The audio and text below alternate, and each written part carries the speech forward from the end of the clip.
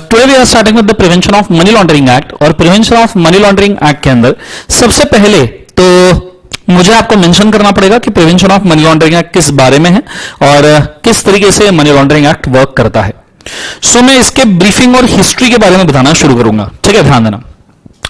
अब basically money laundering, अगर आप ये जो वर्ड पकड़ोगे मनी लॉन्ड्रिंग, तो मनी लॉन्ड्रिंग मतलब मनी लॉन्ड्रिंग नहीं, नालायक लोगों, ठीक है। मनी लॉन्ड्रिंग का मतलब होता है कि ब्लैक मनी व्हाइट मनी वाले कारनामे, कि अगर आपके पास ब्लैक मनी है तो आप उसको व्हाइट मनी में कन्वर्ट कर रहे हो, या अगर आपके पास कोई स्मगलिंग या इलीगल एक्टिविटीज का पैसा है तो आप उसको व्हाइट मनी में कन्वर्ट कर रहे हो, नॉर्मली उसको मनी लॉन्ड्रिंग कहा जाता है। या तो फिर अगर आपने व्हाइट में इनकम लिया है, आप एक्सपेंसेस ज्यादा बुक कर रहे हो और उन एक्सपेंसेस को बुक करके आप उसको ब्लैक मनी में कन्वर्ट कर रहे हो, उसको भी मनी लॉन्ड्रिंग कहा जाता है। ऐसा कहा जाता है कि इंडिया में जितना पैसे का मार्केट है उसका 1/3 इज ऑफ ब्लैक मनी, मतलब जितना इंडिया में मार्केट है उसका 1/3 ब्लैक मनी में होता है, जो मनी नॉर्मली कहां पे ट्रेस नहीं होता। और जितना मार्केट में ब्लैक मनी होगा उतना ही ज्यादा करप्शन होगा, क्योंकि घूस तो आप व्हाइट मनी में देते नहीं हो कि किसी को ब्राइब देनी है व्हाइट मनी में दिया हुआ, चेक फाड़ के ब्राइब दिया, ऐसा तो नहीं होता है। तो ऑब्वियस सी बात है, जो ब्लैक मनी होता है उसी की वजह से मार्केट के अंदर करप्शन बढ़ता है, इन्फ्लेशन बढ़ता है। ऑब्वियसली इन्फ्लेशन बढ़ता है क्योंकि गवर्नमेंट को दिखता है कि लोगों के पास कम पैसा है व्हाइट में, ठीक है, पर एक्चुअली लोगों के पास ज्यादा पैसा होता है। लोगों के पास ज्यादा पैसा होता है तो लोग ज्यादा चीजें डिमांड करते हैं, ज्यादा चीजें डिमांड करते हैं तो ऑब्वियसली इन्फ्लेशन ये इंक्रीज होगा ही होगा। तो मनी लॉन्ड्रिंग के बहुत सारे डिसएडवांटेजेस है, जैसे करप्शन, उसके बाद में इन्फ्लेशन, तीसरा devaluation of the rupees international market के अंदर। ऐसे कई सारे बड़े डिसएडवांटेजेस है जो अपेरेंटली शॉर्ट टर्म में डैमेजिंग हमको नहीं लगते, पर लॉन्ग टर्म में ये देश की इकोनॉमी को पूरा बर्बाद कर सकते हैं। एंड इसी चीज को मद्देनजर रखते हुए मनी लॉन्ड्रिंग एक्ट बनाया गया है। अब मनी लॉन्ड्रिंग एक्ट का गवर्नमेंट का मेन मकसद यह था कि उनको पकड़ना था ब्लैक मनी को। पर ब्लैक मनी पकड़ना, जरा इस चीज को गौर से सुनिएगा बच्चों, ब्लैक मनी को पकड़ना यह आज के डेट में किसी को भी प्रैक्टिकली पॉसिबल नहीं हुआ है। मतलब इतने 70-75 सालों से इतने प्राइम मिनिस्टर हो गए, इतने फाइनेंस मिनिस्टर हो गए, पर प्रैक्टिकली यह बात सब समझ चुके हैं कि ब्लैक मनी पकड़ा नहीं जा सकता। और जिनके पास सबसे ज्यादा ब्लैक मनी है वही बैठे बैठे लॉ बना रहे हैं पार्लियामेंट में। तो ब्लैक मनी पकड़ा नहीं जा सकता, यह सब लोगों को क्लियर बात है कि भैया ब्लैक मनी तो पकड़ा नहीं जा सकता। दैट्स व्हाई नरेंद्र मोदी जी ने डिमोनेटाइजेशन लाया था कि भैया चलो ब्लैक मनी पकड़ नहीं सकते तो उस ब्लैक मनी को खत्म ही क्यों ना कर दे। क्योंकि जो लोगों के पास ब्लैक मनी था वो एक तो 1500 के नोटों में था, तो गवर्नमेंट ने डिक्लेयर कर दिया भाई साहब पूरे के पूरे 1500 के नोट कैंसिल, मतलब जिनके पास ब्लैक मनी पड़ा हुआ है वो सब खत्म हो जाएगा। As a step, as a initiative, it was good one. Of course obviously मैं किसी पॉलिटिकल पार्टी में बिलीव नहीं करता, मैं सबको वोट करता हूं, ठीक है। सो एज ए स्टेप, मतलब ये स्टेप अगर कांग्रेस भी लेता या कोई भी रीजनल पार्टी भी लेता तो मैं हमेशा इसको गुड वन ही बोलता था, ठीक है। पर एग्जीक्यूशन लेवल के ऊपर ये स्टेप थोड़ा फेल हो गया एंड फिर भी मार्केट में ब्लैक मनी रह गया। ऑब्वियसली उसके अंदर नॉर्मल जनता को सफरिंग होंगी, जिनको सेटिंग मार के निकल जाना चाहिए था वो तो निकल ही गए, ठीक है, पर एज एग्जीक्यूशन लेवल पे इसका प्रॉब्लम जरूर हुआ था। सो ब्लैक मनी पकड़ना इज एज गुड एज नामुमकिन चीज, जहां पे आपके देश की जनता में 135 करोड़ लोग हैं, 15 लाख से ज्यादा कंपनीज है और नियरली 40-50 लाख से ज्यादा आर्टिफिशियल एंटिटीज है। तो ऐसे सिचुएशन में ब्लैक मनी को पकड़ना यह नामुमकिन सी बात है। तो जब गवर्नमेंट को यह पता चला कि ब्लैक मनी को पकड़ना यह बहुत नामुमकिन सी बात है, तो गवर्नमेंट ने फिर दूसरे तरीकों को अपनाया शुरू कर दिया, ठीक है। गवर्नमेंट ने, हालांकि यह तरीका 2002 में ही आ गया था, 2008 में नरेंद्र मोदी जी ने जो डीमोनेटाइजेशन लाया था वो ऑब्वियसली एक स्ट्रोक था even after prevention of money laundering act, एक अटेम्प्ट था कि ब्लैक मनी को खत्म किया जाए, पर वो नहीं हो पाया, ठीक है। वही 1000 की अब ब्लैक मनी लोग 2000 में कन्वर्ट करके रख रहे हैं और कुछ नहीं हो रहा है। सो बेसिकली मतलब उल्टा, पहले कैश की गड्डियां ज्यादा दिखती थी, अब 2000 के नोट आने के बाद में कैश की गड्डियां कम दिखती है, मेंटेन करना हो रहा क्या बोले। सो बेसिकली देखा जाए तो गवर्नमेंट ने जो है वो स्ट्रोक खेला, पर over the period of 70-75 years ये तो चीज पूरी क्लियर है कि ब्लैक मनी को पकड़ा नहीं जा सकता है। And that is why government ने 2002 में ही एक स्टेप ले लिया था मनी लॉन्ड्रिंग एक्ट के थ्रू कि गवर्नमेंट ने ब्लैक मनी को छोड़ दिया, गवर्नमेंट ने उसके सोर्सेस को पकड़ना शुरू कर दिया, उसके सोर्सेस को पकड़ना शुरू कर दिया। गवर्नमेंट ने बोला कि अगर ब्लैक मनी के सभी सोर्सेस ट्रेस हो जाए, उन सोर्सेस को अगर हम पकड़ ले तो ब्लैक मनी अपने आप पकड़ में आ जाएगा। और थॉट प्रोसेस सही था, थॉट प्रोसेस सही था। ऑब्वियस सी बात है, अगर कोई बंदा स्मगलिंग कर रहा है और उसको ब्लैक मनी आ रहा है तो वो बैंक में एंट्री थोड़ी ना मारेगा कि income from sale of cocaine या income from sale of ganja, ये थोड़ी ना एंट्री मारेगा वो। सो ऑब्वियस सी बात है, स्मगलिंग, ड्रग्स वगैरह रैकेट के थ्रू जो ब्लैक मनी आ रहा है उसका अकाउंटिंग कोई करता नहीं है। एंड सोर्सेस को अगर आपने एक बार टैप कर लिया तो देयर आर पॉसिबिलिटी आप कुछ हद, पूरा तो ऑफ कोर्स नहीं, पर कुछ हद तक के ब्लैक मनी को कवर कर सकते हो।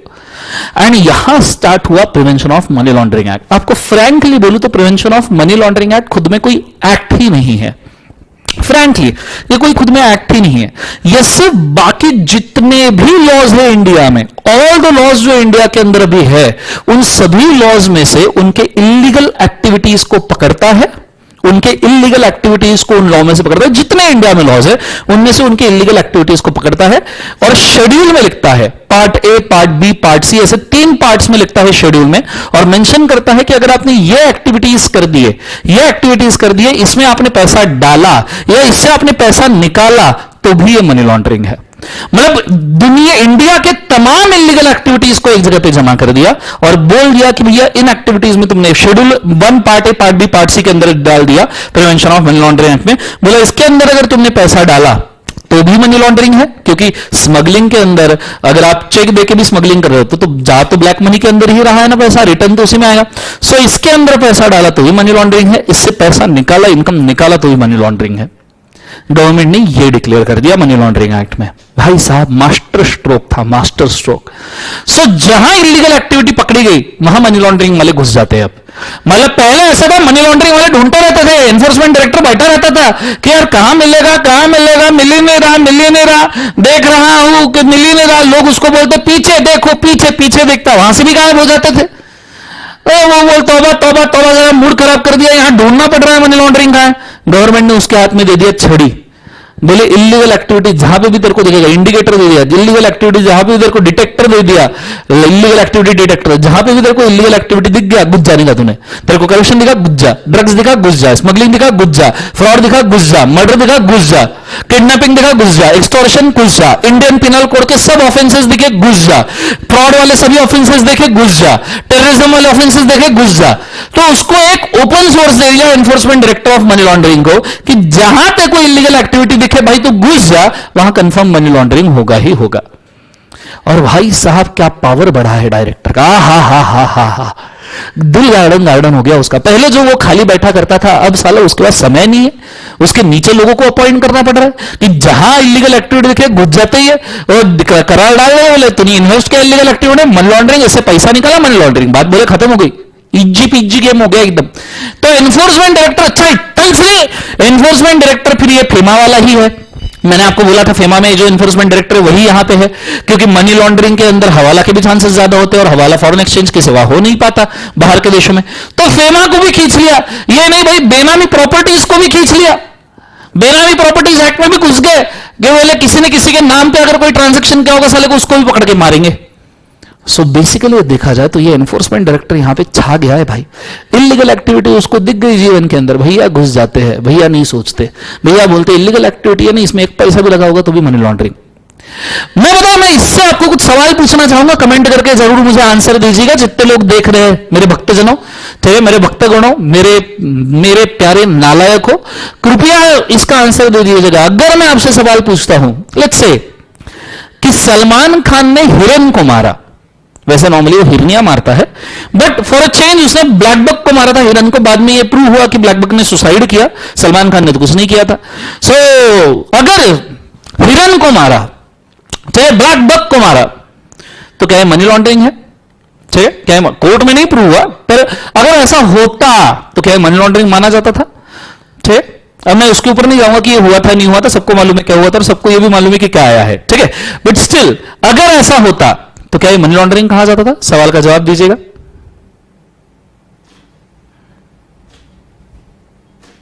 Everybody please tell me.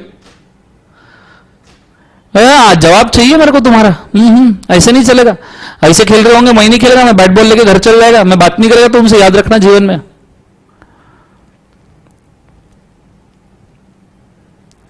क्या इसको मनी लॉन्ड्रिंग बोला जाएगा? तुषार बोल रहा है yes sir as it is illegal. Hina बोल रही है यस सर। स्नेहा बोल रही है नो सर। विराज बोल रहा है no sir not money laundering. Himanshu बोल रहा है yes sir. Harshita no. Anil no. Shraddha no. Sandeep no. Himanshu bribe किया होगा। ब्राइब का हिरन को ब्राइब देके मारेगा हिमांशु जीवन में कि पहले घूस देगा फिर को मरना है और फिर मारेगा? I am just talking about Salman ने हिरन को मारा। Just stick to that. Bribe vibe बाद में, ठीक है। सो सलमान ने हिरन को मारा, मनी लॉन्ड्रिंग है क्या? तो तुम कंफ्यूज हो, कुछ लोग हाँ बोल रहे कुछ लोग नहीं, ठीक है रुक जाओ और कुछ पूछते। सलमान ने गाड़ी के नीचे लोगों को कुचल दिया था। बाद में पता चला वो गाड़ी वो नहीं ड्राइवर चला रहा था। बाद में पता चला ड्राइवर गाड़ी नहीं ड्राइवर बस चला रहा था। बाद में वो बस का ट्रेन हो गया। फिर तो ये पता चला कि वो ड्राइवर एरोप्लेन चला रहा था, वो तो रास्ते पे थे ही नहीं। फिर तो ये पता चला कि वो ड्राइवर ही नहीं था, वो प्लेन भी नहीं था। सलमान तो भैया कमर्शियल फ्लाइट से बाहर गांव जा रहा था उस वक्त। फिर एंड में प्रूव हुआ कि भाई सलमान भाई तो वहां थे ही नहीं जीवन के अंदर। तो क्या ये मनी लॉन्ड्रिंग है? अगर ऐसा होता, मैं कोई नहीं होता प्रूव करने वाला, पकड़ा ऐसा है कि भैया गाड़ी के नीचे लोगों को कुचल दिया, तो क्या ये मनी लॉन्ड्रिंग है? क्या ये मनी लॉन्ड्रिंग है? एवरीबडी इसका भी जवाब चाहिए मेरे को। चाहिए मुझे, पाइजे मुझे चाहिए भाई। एकदम मस्त सवाल पूछ रहा हूं मैं तुमको जीवन में। बॉय के बारे में पूछ रहा हूं। बॉय बॉय बॉय बॉय समझ में आ रहा? बोलो, क्या इसको मनी लॉन्ड्रिंग बोलेंगे? Everybody please tell. गाड़ी के नीचे लोगों को कुचल देना, whether it is money laundering? Yes sir it is money laundering. Anil no sir. Sneha yes sir crime तो है बट मनी लॉन्ड्रिंग नहीं है। Shraddha no sir. Hina yes sir. Shivani no sir. Sandeep no sir. Okay, बाकी लोग क्या तुमको कोई विचार विनिमय नहीं? तुमको आत्मा नहीं है जीवन में? तुम्हारी आत्मा कुछ चीख पुकार नहीं करती जीवन में? सर ने सवाल पूछने के बाद नालायक आत्मा। Sandeep no sir. Viraj no sir. 15 लोग हैं जीवन में, 7 मिलके सवाल जवाब देते हैं। बचे हुए 7 लोगों की क्या आत्मा भाग गई तुम्हारी बॉडी छोड़ के? है नालायक आत्मा। लेट्स गो, कोई नहीं। Okay so I know sir. एक और सवाल पूछता हूं सर, इसका तो जवाब दो सर। बाद में दूंगा। तीसरा सवाल, डॉक्टर ने किसी की किडनी निकाल के बेच दी। डॉक्टर ने किसी की किडनी निकाल के बेच दी, क्या है मनी लॉन्ड्रिंग है? किडनी निकाली बेच दी, whether it is money laundering? Please tell me, क्या है मनी लॉन्ड्रिंग कहा जा सकता है? डॉक्टर ने किडनी निकाल के बेच देना, weather it is money laundering? Yes sir, yes sir it is money laundering. Yes sir, yes sir, yes sir. Okay, 5-6 लोगों ने आंसर दिए सिर्फ, बचे हुए 10-12 लोग। याद रखना जीवन के अंदर तुम्हारे लिए जो पैदा हुआ है ना, वो बीच मंडप से उठ के भाग के जाएगा नालायक लोगों। याद रखना जीवन के अंदर। Yes sir, yes sir, yes sir, yes sir. बहुत बढ़िया, शानदार, तूफान, जबरदस्त, जिंदाबाद। ठीक है, अच्छा ये जो मैं बद्दुआ देता हूँ ये सब हवा में होती है, दिल से कभी नहीं देता हूँ। तो तुम एकदम सीरियस मत हो जाना कि सर मैं सिंगल ही मर जाऊंगा करके। ठीक है, कोई दिक्कत नहीं, सिंगल जीना जीवन में बहुत अच्छी बात है। ठीक है, कुछ नहीं, कुछ चीज नहीं हुआ हिमालय चल जाना। ठीक है, नो सर। अब मैं आपको फ्रैंकली बताना चाहूंगा कि ये जितनी भी चीजें मैंने अभी तक पूछी। अच्छा एक और सवाल, एक और सवाल। कोई फैक्ट्री अगर एयर पोल्यूशन कर रहा है, कोई फैक्ट्री है, वोल्क्सवैगन के ऊपर पेनल्टी बैठी थी कि भैया उनका जो कार्बन कंपोनेंट है वो रिक्टर स्केल से ज्यादा था, 6,500 करोड़ का पेनल्टी वोल्क्सवैगन को पे करना पड़ा। सो अगर कोई फैक्ट्री पोल्यूशन कर रहा है, रिक्वायर्ड जो इमिशन लेवल है उससे ज्यादा पोल्यूशन कर रहा है, मैक्सिमम इमिशन लेवल से ज्यादा, क्या मनी लॉन्ड्रिंग है?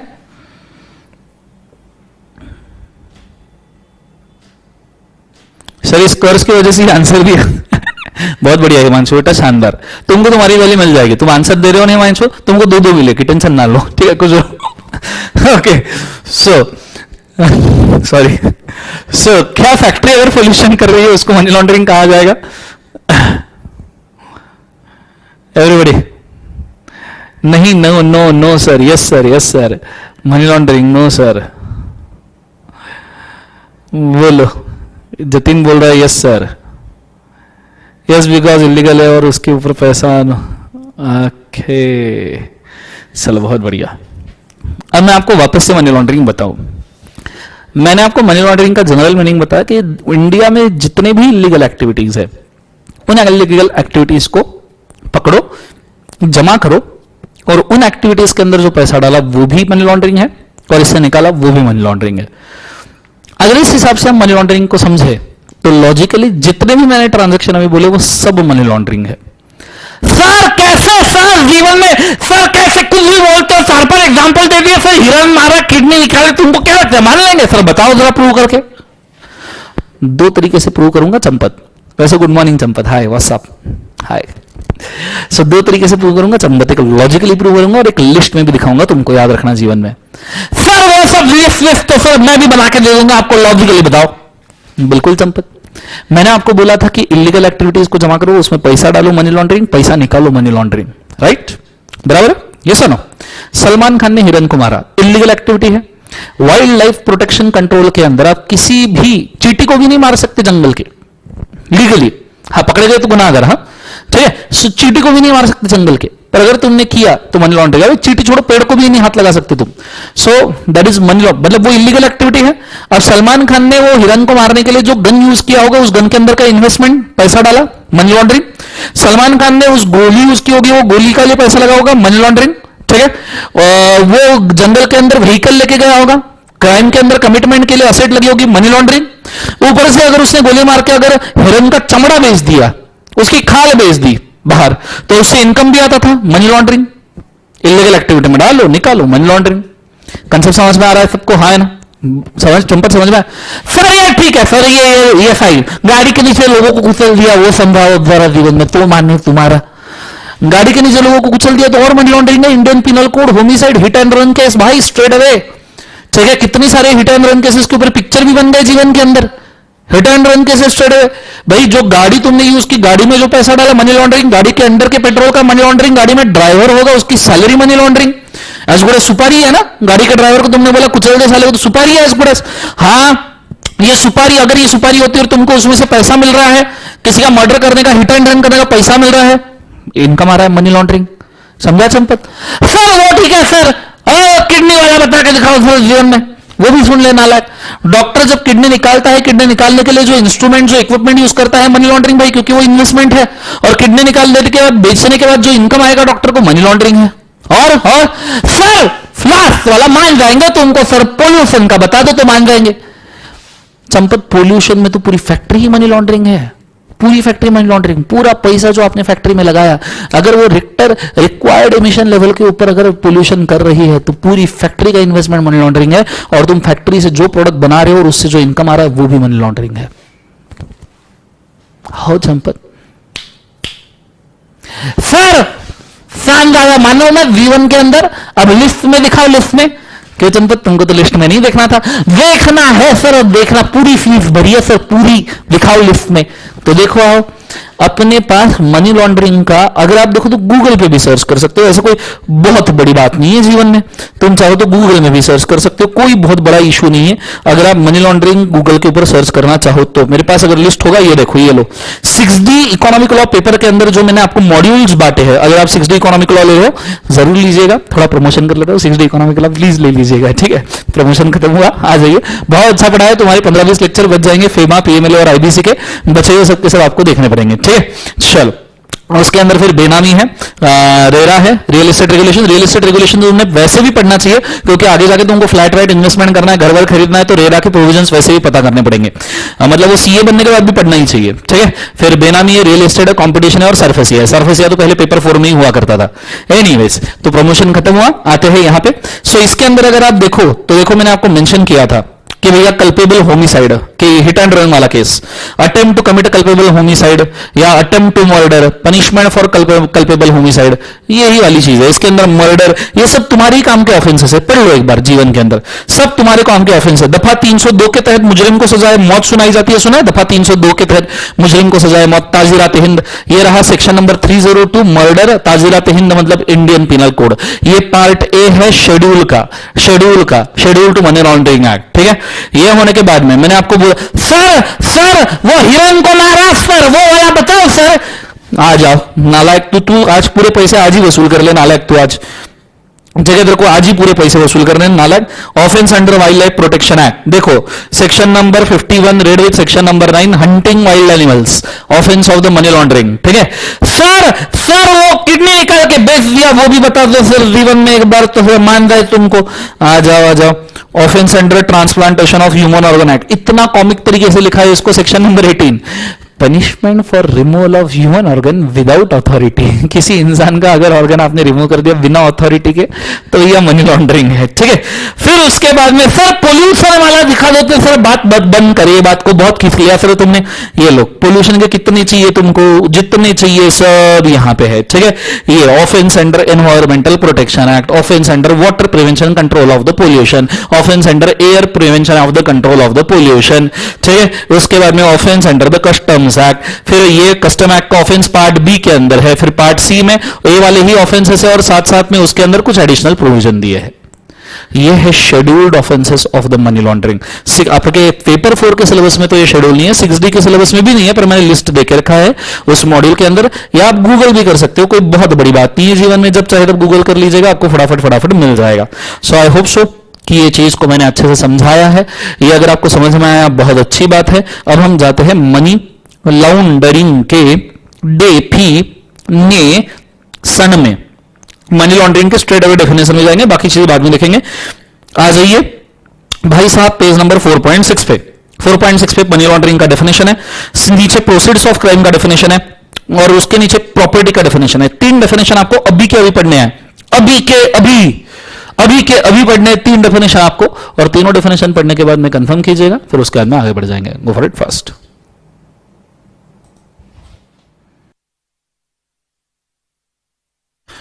चलो बहुत बढ़िया, शानदार। सो अगर आपने अभी डेफिनेशन पढ़ लिए होंगे तो मैं अभी आपको समझा दूं कि किस तरीके से मनी लॉन्ड्रिंग का डेफिनेशन वर्क करता है। मैंने पूरे डेफिनेशन जो एनी पर्सन है, शेड्यूल्ड ऑफेंसेस है, मनी लॉन्ड्रिंग है, प्रोसीड्स ऑफ क्राइम है, क्रिमिनल एक्टिविटी है, प्रॉपर्टी का डेफिनेशन है, उन सबको मैंने एक जगह पे कवर अप किया है। पूरा ध्यान बोर्ड के ऊपर दीजिएगा। आपका डायग्राम काफी अच्छे से बनाया हुआ होगा, उसके अंदर कोई दिक्कत नहीं होगा। मेरे इसमें थोड़ा पीडीएफ क्लियर करते हो उसको दिक्कत आता है। ठीक है, यहां मेंशन किया चीनी नीले हलू बेटा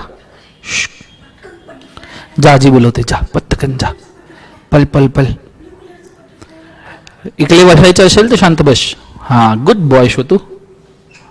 ओके सॉरी, सैटरडे संडे मतलब अब उसको दरवाजे खोलना भी आ गया है, तो अब मैं कुछ ही नहीं कर सकता। मैं लॉक करके बैठ जाऊं तो भी उसको बाहर से कॉइन डाल के लॉक खोल लेता है। भाई अब मैं क्या बोलूं जीवन में। आई मीन एनी पर्सन, बाप पे गया है क्या करे, any person attempt to indulge, money laundering का डेफिनेशन है any person who attempts to indulge, knowingly assist, knowingly is a party और actually involved in any criminal activity.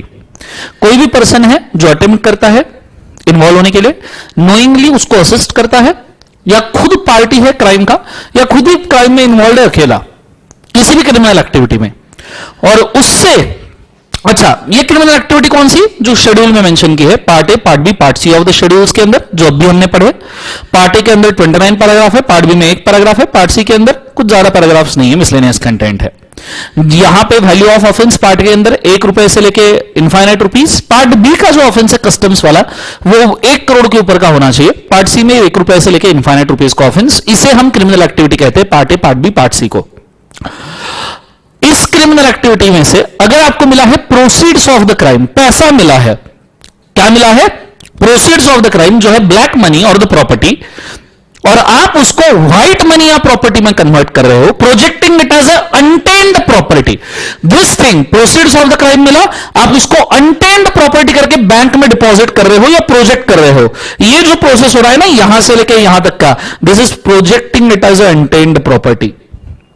Projecting as untainted, tainted मतलब दागदार, टेन्ड मतलब दागदार, अनटेन्ड मतलब बेदाग दिखाने की कोशिश कर रहे हो, व्हाइट मनी दिखाने की कोशिश कर रहे हो। सो projecting as untainted property, property का मतलब क्या है, तो प्रॉपर्टी का भी मीनिंग देके रखा है, property of every description, movable और इमूवेबल, जैसे सुपारी दिया, लैंड बिल्डिंग सुपारी के नाम पे, सुपारी देने वाले पर्सन के नाम पे कर दिया, सुपारी दिया, कैश और ज्वेलरी दे दिया, movable immovable, tangible intangible, patents copyright, corporal incorporeal, company के नाम पे हो, आर्टिफिशियल पर्सन के नाम पे हो या इंडिविजुअल के नाम पे हो, कॉर्पोरल मतलब कॉर्पोरेट प्रॉपर्टी, नॉन इनकॉर्पोरल मतलब नॉन कॉर्पोरेट प्रॉपर्टी, डॉक्यूमेंट और एविडेंस ऑफ ए टाइटल मतलब आपके पास प्रॉपर्टी का डीड है, प्रॉपर्टी के पेपर्स है, वो भी प्रॉपर्टी के अंदर आ जाएगा। And interest in a property wherever it is located, आपकी प्रॉपर्टी पहले दे दुनिया भर में कहीं पे भी हो, दुबई पाम आइलैंड पे प्रॉपर्टी है, टाइम स्क्वायर न्यूयॉर्क में प्रॉपर्टी है, इंग्लैंड में प्रॉपर्टी है,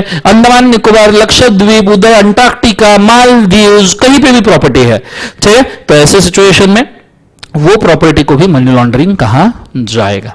सो सिंपल डेफिनेशन रिपीट करता हूं, any person who is attempt to indulge knowingly assist or knowingly is a party और actually involved in a proceeds of a crime, ठीक है, of course of the part A, part B, part C of the schedule, projecting it as a untamed property of asset of every description, movable immovable, tangible intangible, corporal incorporal, document और evidence or title, interest in such a property where ever located, तो इसको हम money laundering कहते हैं। ये है money laundering का definition भाई, तीनों चारों डेफिनेशन घोल के एक ही अंदर दे दिए मैंने, क्लियर है। एक मिनट तक के इसको देखो, वापस से डेफिनेशन पढ़ो, क्योंकि मनी लॉन्ड्रिंग के डेफिनेशन बच्चों को जल्दी समझ में नहीं आते, तो जितने भी डेफिनेशन है वो वापस से पढ़ो। अदर डेफिनेशन छोड़ के अदर डेफिनेशन आप होमवर्क के अंदर कीजिएगा, वो जनरल रीडिंग के लिए देके रखे हुए हैं, बचे हुए डेफिनेशन पहले पढ़ लो, गो फॉर इट फास्ट।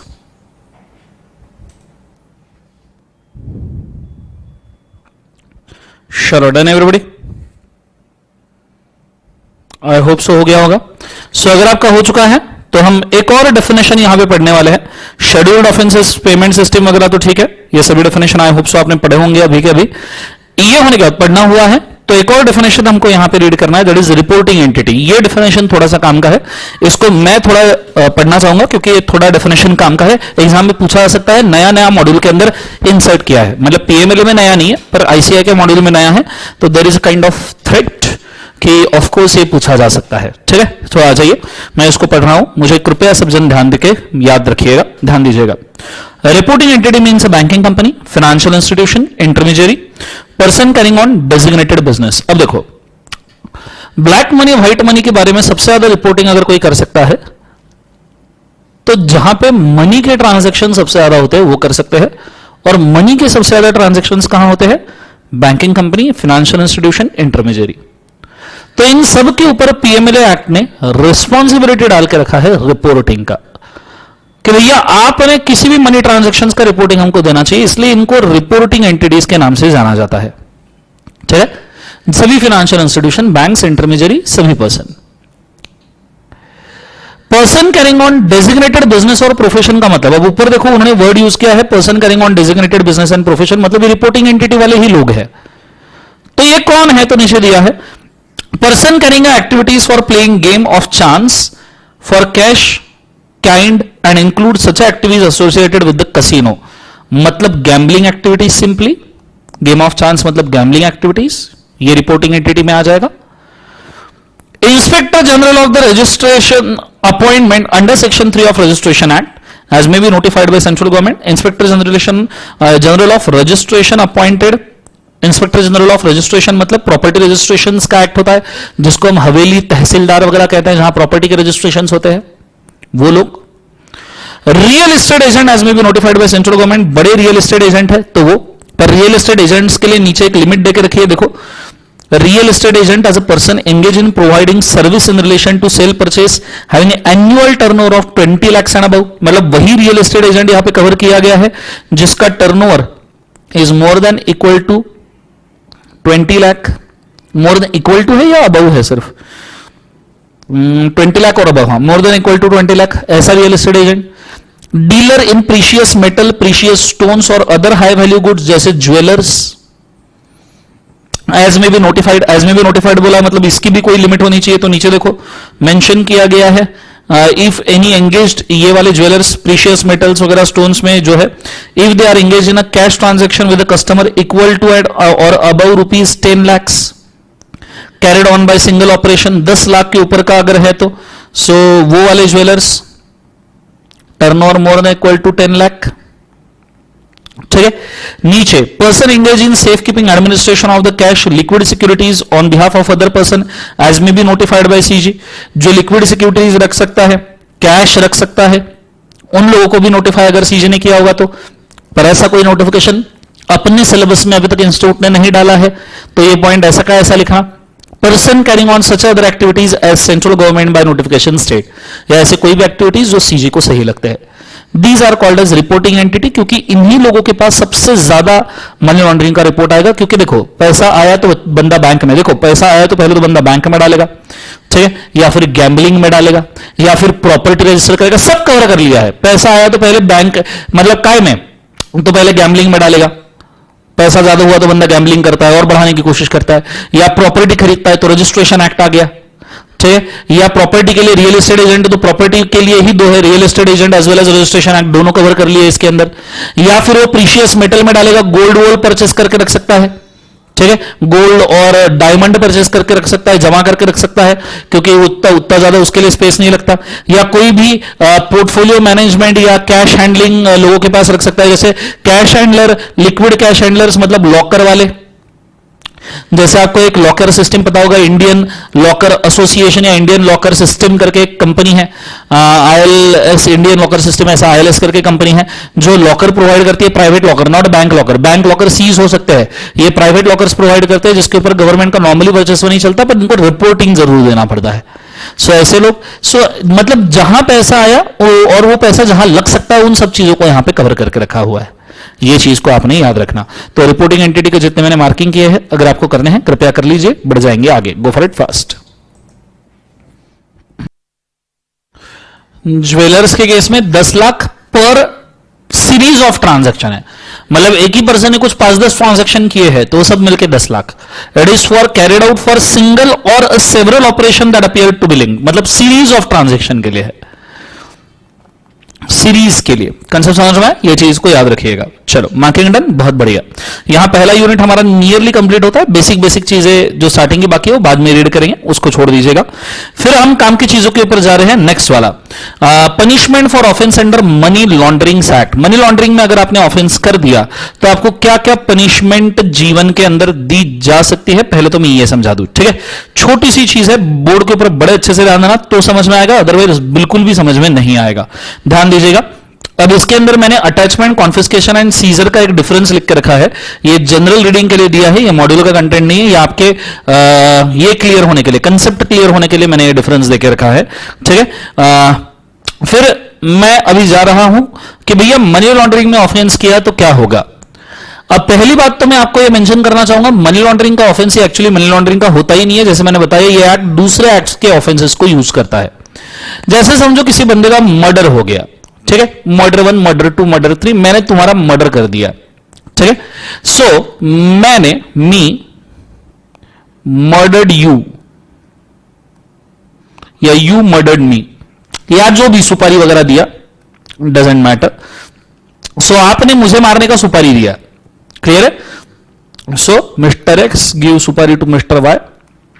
तो इस केस में अगर मर्डर कर दिया तो मर्डर के खिलाफ जो इलीगलिटी का प्रोसीडिंग है, दो टाइप के प्रोसीडिंग होंगे। पहला इलीगलिटी का प्रोसीडिंग, मर्डर इलीगल है, और दूसरा लॉन्ड्रिंग, मनी लॉन्ड्रिंग का प्रोसीडिंग, पैसे का प्रोसीडिंग। तो पहला इलीगल एक्टिविटी है तो आईपीसी के, इंडियन पिनल कोड के सेक्शन 302 में मर्डर चार्ज किया जाएगा, 10 साल तक की हो सकता है आपको जेल हो जाए वहां पे। चलो 10 साल मतलब फॉर एग्जांपल 10 साल ले रहा हूं मैं, 10 साल की जेल। पर इतना ही नहीं, प्रिवेंशन ऑफ मनी लॉन्ड्रिंग में देखा जाएगा कि इसके अंदर कोई मनी लॉन्ड्रिंग इन्वॉल्व है क्या, और उस केस में आपको कॉन्सिक्वेंस मिल सकता है जेल का 3 से लेकर 7 साल का, ठीक है। टोटल ऐसा हो सकता है कि यहां की 10 साल और यहां की 3 से 7 में से 5 चूज कर लिया, 15 साल की आपको जेल हो जाए, दोनों लॉज मिला के, क्लियर है। आप कभी भी कोर्ट के डिसीजंस पढ़ना, कोर्ट के डिसीजन में हमेशा कोर्ट जब डिसीजन देता है ना तो 2-3 चीजें एक साथ बोलता है कि इस लॉ में, इस लॉ में, इस सेक्शन में आप सबको पेनल्टी लगेगी, ठीक है। सो ये चीज को आपने याद रखना। इस तरीके से मनी लॉन्ड्रिंग के ऑफेंसेस ट्रीट किए जाते हैं। साथ में मनी लॉन्ड्रिंग में ये कॉन्सिक्वेंसेस जो है जेल का, इसके साथ में एक और कॉन्सिक्वेंस होता है attachment and seizure of property. Attachment and seizure of property, property का अटैचमेंट और उसका सीजर, ये एक और कॉन्सिक्वेंस है जेल के साथ, ठीक ठीक है, अब हम उसके ऊपर जा रहे हैं और उसके लिए एक लंबा चौड़ा डायग्राम मैंने नीचे दिया है, पर यह लंबा चौड़ा डायग्राम आपको बिल्कुल समझ में नहीं आएगा जब तक कि आप उसके लिए कुछ स्पेसिफिक कंटेंट नहीं पढ़ते। ठीक है, तो आपको नियरली 1-2 पेजेस का रीडिंग करना है बच्चों, ये सबसे बड़ा रीडिंग है, पर यही मनी लॉन्ड्रिंग में सबसे काम की चीज है। मतलब अगर मैं आपको बोलूं तो मनी लॉन्ड्रिंग में ये छोड़ के अच्छा स्टफ वाला कुछ भी नहीं है।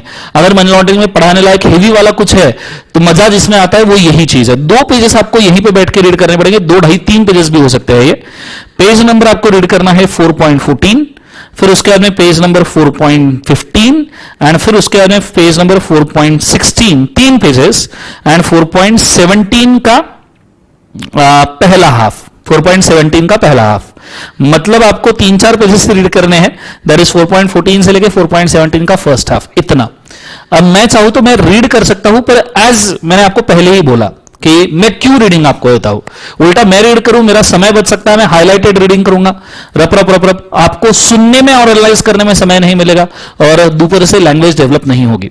तो बहुत जेन्युइन मेरा रिक्वेस्ट है कि आप कृपया इसको रीड करो, क्योंकि आपका लैंग्वेज भी डेवलप होगा, आपको खुद को एनालाइज करने के लिए समय मिलेगा कि क्या ये कहना चाहते हैं, और एनीवेज जब मैं बाद में पढ़ाऊंगा तो वो फिक्स हो जाएगा। आप जो सोच रहे हो वो सही है गलत है आपको समझ में आ जाएगा। सो कृपया ये 2.5-3 पेजेस रीड कीजिए, ठीक है, this will help you a lot. आराम से समय लीजिए, 5-10 मिनट लिए तो भी चल जाएगा, मुझे कोई घाई नहीं है। रीडिंग सबका कंप्लीट होने के बाद रीडिंग डन बोल दीजिएगा, आई एम हियर ओनली, फिर मैं इसको पढ़ाना शुरू करूंगा। ऊपर आप देख सकते हो बहुत लंबी चौड़ी तगड़ी डायग्राम इसकी हमने ऑलरेडी बनाई है, और एक टाइमलाइन के ऊपर बहुत प्यार से पढ़ाऊंगा। पर कैसा है, मैं रीड करके पढ़ाऊं, आपको एनालाइज करने के लिए समय नहीं मिलेगा, तो आप समझ ही नहीं पा रहे हो पाओगे कि मैं सही पढ़ा रहा हूं या गलत पढ़ा रहा हूं। ठीक है, so take your time, develop the language, go for it.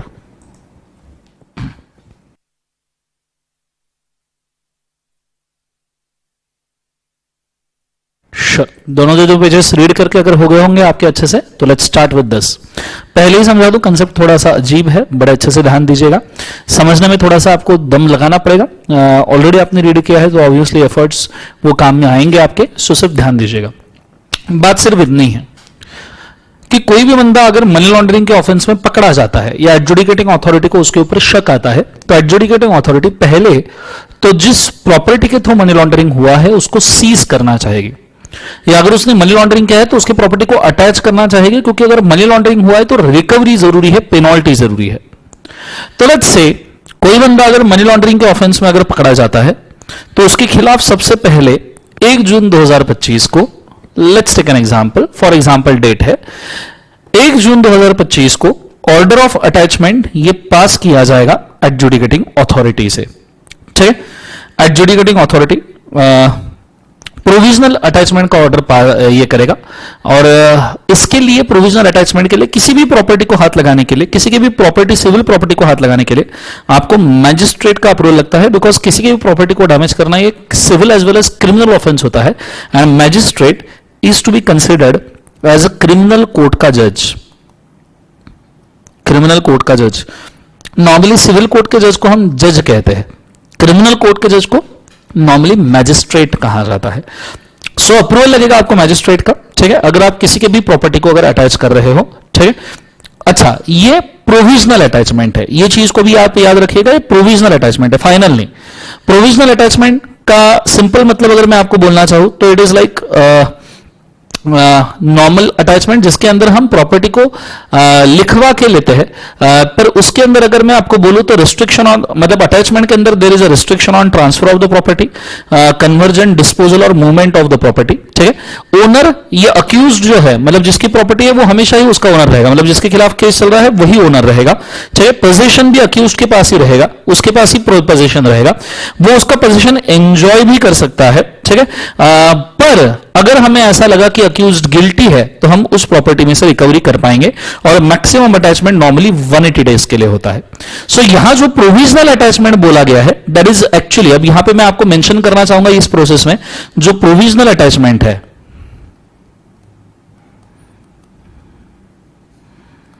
Provisional attachment है उसको मैं नॉर्मली अटैचमेंट कहता हूं। जो एक्चुअल अटैचमेंट इस प्रोसेस में बोला है उसे नॉर्मली मैं कॉन्फिस्केशन कहता हूं, एंड जो प्रॉपर्टी का यहां पे मेंशन किया गया है दैट इज सेल और डिस्पोजल उसको मैं सीजर कहता हूं। ठीक है, तो ये चीज को याद रखना, मतलब ये थोड़ा कंफ्यूजिंग है बट लॉजिकली याद रखना। प्रोविजनल अटैचमेंट मतलब प्रॉपर्टी का ओनरशिप भी अक्यूज्ड के पास है, उसका पोजीशन भी अक्यूज एंजॉय कर रहा है, सिर्फ हमने उसकी प्रॉपर्टी लिखवा लिया है फिलहाल कि भैया कुछ भी गलत हुआ ये प्रॉपर्टी को बेच देंगे, ये हमने लिखवा लिया है। हमने अभी प्रॉपर्टी पोजीशन में ली है क्या? नहीं। हमने अभी प्रॉपर्टी के अंदर ओनरशिप इंटरेस्ट जाहिर किया है क्या? नहीं। सो मैं यहां पर लिखना चाहूंगा प्रोविजनल अटैचमेंट का मतलब नो पोजीशन और ओनरशिप विथ अथॉरिटी। अथॉरिटी के पास कोई भी पोजीशन या ओनरशिप नहीं है भाई साहब। क्लियर है कंसेप्ट सबको? हाँ है ना, ये चीज को याद रखना। फिर with in period of 30 days, with in the period of कितना बोले एक बार? 30 डेज में normally deputy director file a complaint with the adjudicating authority and CG will appoint a adjudicating authority as per the jurisdiction। ठीक है, मतलब provisional attachment करने के बाद में डेप्यूटी डायरेक्टर जो है वो 30 दिन में कंप्लेंट फाइल करेगा एडजुडिकेटिंग अथॉरिटी, जो एडजुडिकेटिंग अथॉरिटी ने सीजी ने अपॉइंट करके रखा है, जिसके अंदर एक चेयरमैन 2 मेंबर्स रहेंगे जिनको एक्सपीरियंस रहेगा accounts, finance, administration and law का। मतलब नियरली आप समझ लो ग्रुप 1 सीए फाइनल का ग्रुप 1, अकाउंट्स है, फाइनेंस है, एडमिन की जगह पे ऑडिट समझ लेना और लॉ का। नियरली ग्रुप 1 का एक्सपीरियंस होना चाहिए, उसको हम एडजुडिकेटिंग अथॉरिटी अपॉइंट करेंगे और डिप्यूटी डायरेक्टर उसको कंप्लेंट फाइल करेगा नॉर्मली 30 डेज में। अब 1 जून से लेकर मैं 30 डेज ले रहा हूं भाई साहब, 1 जुलाई। क्लियर है? फिर एडजुडिकेटिंग अथॉरिटी को आपने कंप्लेंट फाइल कर दिया तो एडजुडिकेटिंग अथॉरिटी आगे खुद के हिसाब से जब उसको सही लगता है कि नहीं भाई अटैचमेंट के एविडेंसेस वगैरह है, यहां से लेके इसके बीच का पीरियड डिफाइंड नहीं है, नॉट डिफाइंड, पीरियड डिफाइंड नहीं है, पर adjudicating authority as soon as possible, समझ लो 15 जुलाई तक adjudicating authority will give a notice to person कि उसने 30 दिन में, अगले 30 दिन में, एडजुडिकेटिंग अथॉरिटी बोल रहा है कि अगले 30 दिन में ये जो अटैचमेंट किया है, प्रोविजनल अटैचमेंट जो किया है, इसके बदले में आप रिस्पॉन्स दो कि भैया ये प्रॉपर्टी सही है या गलत है। सो एडजुडिकेटिंग अथॉरिटी नोटिस देगा पर्सन को कि 30 डेज के अंदर डिक्लेयर करो कि ये किस सोर्स का इनकम है, क्या एविडेंस है, क्या रिलेवेंट इंफॉर्मेशन है, एंड शो कॉज कि अटैचमेंट मतलब कॉन्फिस्केशन क्यों ना किया जाए, आपकी प्रॉपर्टी को हम कॉन्फिस्केट क्यों ना कर ले, आप भैया समझाओ। 30 दिन के अंदर समझाओ, ये यहां पे मेंशन किया गया है, 30 दिन के अंदर समझाओ। नोटिस ये सभी पर्सन को देना चाहिए बेनामी प्रॉपर्टीज एक्ट के हिसाब से, जो जरिए मैंने आपको बोला भी था कि बेनामी प्रॉपर्टीज का इसमें रेफरेंस है, और जॉइंट होल्डर्स को भी नोटिस देना चाहिए प्रॉपर्टी के। फिर बराबर 30 दिन में, मतलब 15 जुलाई से लेके 14 अगस्त तक के, 15 जुलाई से लेके 14 अगस्त, यहां पे 8 हमने नोट करके रखा है। सो 15 जुलाई से लेके 14 अगस्त तक के ये टाइम है, यहां पे टाइम लिमिट ये दी है। वैसे तो नॉर्मल कोई टाइम लिमिट फिक्स नहीं किया है, वो अगले वाले के लिए है, पर 15 जुलाई से 14 अगस्त 30 दिन के अंदर जो एग्रीड पार्टी है, जिसकी प्रॉपर्टी अटैच की है, जिसके ऊपर एक्यूजिशन है, वो रिप्लाई देगा कि भैया वो मनी लॉन्ड्रिंग में क्यों इन्वॉल्व नहीं है। डायरेक्टर ऑफिसर अगर है कंपनी के केस में तो वो रिप्लाई देंगे, या अदर कोई इंटरेस्टेड पर्सन है तो वो रिप्लाई देगा कि ये प्रॉपर्टी अटैच क्यों ना की जाए, कॉन्फिस्केट क्यों ना की जाए। फिर उसके बाद में रिप्लाई आने के बाद में as soon as possible, no time fix but as soon as possible, कोई टाइम फिक्स नहीं है, मतलब 14 अगस्त के बाद में यहां तक कि कोई समय फिक्स नहीं है, पर ये मैंने ऐड किया है, 14 अगस्त समय फिक्स नहीं है, but as soon as possible. समझो 1 नवंबर 2025 को, 1 नवंबर 2025 को adjudicating authority will consider the replies and pass order. Order मतलब एडजुडिकेटिंग अथॉरिटी रिप्लाई सुनेगा कि भैया क्या रिप्लाई दिया है, सच में जेन्युइन है या गलत है, ऐसा, और ऑर्डर पास करेगा। ऑर्डर के अंदर वो बोल सकता है कि रिलीज द प्रॉपर्टी, अगर एडजुडिकेटिंग अथॉरिटी को लगता है कि भैया कोई मनी लॉन्ड्रिंग नहीं है तो वो प्रॉपर्टी रिलीज करेगा, या फिर प्रॉपर्टी का कंफर्म करेगा अटैचमेंट, सीजर या फ्रीजिंग या कॉन्फिस्केशन, या मतलब सिंपली कॉन्फिस्केट कर लेगा। जो अटैचमेंट हुआ है प्रोविजनल अटैचमेंट, वो कंप्लीट फाइनल अटैचमेंट हो जाएगा। ये चीज यहां पे बोली गई है। कंसेप्ट समझ में आ रहा है सबको? हाँ ना, ये चीज को, पर ये जो ऑर्डर है ये विद इन 180 डेज आ जाना चाहिए। With in 180 days from what? Provisional attachment. Provisional attachment से 180 डेज के अंदर ये ऑर्डर आ जाना चाहिए। क्लियर? तो जैसे ही आप यहां पे देख सकते हो 1 जून 2025 जो मैंने यहां पे मेंशन किया है, 1 जून 2025, यहां से मैंने 180 डेज का टाइम लिमिट शुरू कर दिया है। देखो ये मैक्सिमम 180 डेज का टाइम लिमिट आपको दिख रहा होगा, ये मैंने शुरू कर दिया है कॉन्फिस्केशन के ऑर्डर तक के। हाँ, इसके अंदर वो टाइम लिमिट नहीं लेना है जिस वक्त हाईकोर्ट ने स्टे ऑर्डर दिया है, मतलब आपका मनी लॉन्ड्रिंग का ऑफेंस चल रहा है और सामने वाला जो एग्रीड पार्टी उसने हाईकोर्ट में अप्लाई किया कि यार ये क्या कर रहे हैं, मेरे प्रॉपर्टी के अंदर अच्छा खासा काम चल रहा है, मेरे प्रॉपर्टी के अंदर मैन्युफैक्चरिंग चल रहा है, मेरे प्रॉपर्टी के अंदर कुछ खास चीजें चल रही है, ये अटैचमेंट के ऊपर स्टे ऑर्डर लाई और हाईकोर्ट ने अगर स्टे ऑर्डर दे दिया तो हाईकोर्ट का स्टे ऑर्डर का प्लस 30 डेज ये 180 डेज में ऐड कर दिए जाएंगे। ये 180 डेज के अंदर बेसिकली ऐड कर दिए जाएंगे। मतलब इसको अगर मैं आपको सिंपली टाइमलाइन के ऊपर बोलूं, ठीक है, टाइमलाइन के ऊपर अगर मैं आपको बोलूं तो 1 जून 2025 को अगर अटैचमेंट का ऑर्डर दिया, ठीक है, 1 जून 2025 से लेके 30 नवंबर 2025 तक के केस चलता रहा, ठीक है। 30 नवंबर 2025 को हाईकोर्ट ने स्टे ऑर्डर दे दिया। कौन सा ऑर्डर दे दिया? स्टे। 30 नवंबर नहीं लेते, एकदम कट टू कट हो जाएगा। लेट्स से 30 सितंबर 2025 को हाईकोर्ट ने स्टे ऑर्डर दे दिया। स्टे ऑर्डर दे दिया किसने? हाईकोर्ट में। और वो स्टे ऑर्डर हाईकोर्ट ने रिमूव किया। लेट्स से 15 दिसंबर 2025 को उन्होंने हाईकोर्ट का स्टे ऑर्डर रिमूव हो गया। तो आप 180 डेज कहां से कैलकुलेट करोगे? तो 1 जून 2025 से लेके 30 सितंबर 2025, जून जुलाई अगस्त सितंबर, 4 महीने मल्टीप्लाई बाय 30 दिन रफली, तो ये 120 डेज हम लेंगे। रफली मैं यहां कैलकुलेशन कर रहा हूं, ये 120 days. Stay order plus 30 days का पीरियड हम नहीं गिनते, प्लस 30 डेज का पीरियड मतलब ये आ जाएगा 15 जनवरी 2026, ठीक है। तो ये 120 डेज। अब 15 जनवरी 2026 से आगे अपने को काउंट करने पड़ेंगे 60 डेज, 60 डेज, क्योंकि 180 डेज मैक्स है ना, 60 डेज। और 60 डेज अगर मैंने काउंट कर लिए 15, दैट इज 15 क्या जनवरी 2026 से अगर मैंने 60 डेज काउंट कर लिए तो 15 फरवरी और 15 मार्च, 2 दिन ऐड कर देंगे, 17 मार्च 2026। ये इतना पीरियड 60 डेज का हमने ऐड कर दिया। ये 60 डेज प्लस ये 120 डेज इस टोटल 180 डेज। मतलब आप देखो कि भैया 1 जून के ऑर्डर का रिप्लाई मतलब कॉन्फिस्केशन 17 मार्च तक हुआ है और 17 मार्च तक कॉन्फिस्केशन का ऑर्डर आ जाना चाहिए। इस तरीके से 180 डेज कैलकुलेट किए जाते हैं। ये मैंने ऑलरेडी दिया है। तो आप देखिएगा पर्पल कलर का जो 180 डेज का जो लाइन है पर्पल कलर का, वो आगे जाके खत्म होता है 27 नवंबर 2025 को। 27 नवंबर 2025 को खत्म होता है considering end of 180 days. Considering end of 180 days, तो मैं यहां लिखना चाहूंगा 180 डेज, ठीक है। So order of attachment will and that is 180 days complete. ये यहां पे हो सकता है। कंसेप्ट समझ में आ रहा है सबको? हाँ है ना। फिर उसके बाद में स्पेशल कोर्ट को अगर अटैचमेंट हो गया मतलब कॉन्फिस्केशन हो गया, पर कॉन्फिस्केशन हुआ है क्योंकि एविडेंस मिले, अभी तक प्रूव नहीं हुआ है। अटैचमेंट इसलिए क्या? क्योंकि सस्पिशन था। देखो बात समझो जरा, प्रोविजनल अटैचमेंट या अटैचमेंट तब करते हैं जब सस्पिशन है, कॉन्फिस्केशन तब करते हैं जब एविडेंस है, ठीक है, जब एविडेंस है। और सीजर तब करते हैं जब कंक्लूजन आएगा केस का, कोर्ट का ऑर्डर आएगा, केस का कंक्लूजन आएगा, तब जाके हम सीजर करते हैं। सीजर मतलब बेच देते हैं जीवन में। सो यहां पे अभी सिर्फ सस्पिशन था, सस्पिशन के बाद एविडेंस मिले तो हमने अटैचमेंट कर लिया, पर बेच नहीं सकते। Now special court start proceeding, prosecute करेगा which is the offence, how many damage is done, how much of the laws are involve.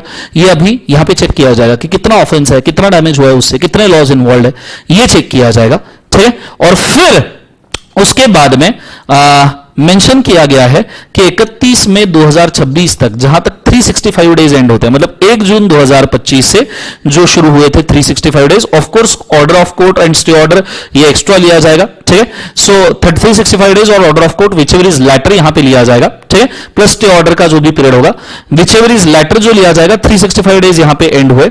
और समझो स्पेशल कोर्ट ने ऑर्डर बाद में पास किया, तो हमको इसमें से विच एवर इज लेटर लेना है, तो ऑब्वियसली लेटर वाला डेट भी यहां पे चल जाएगा, क्लियर है।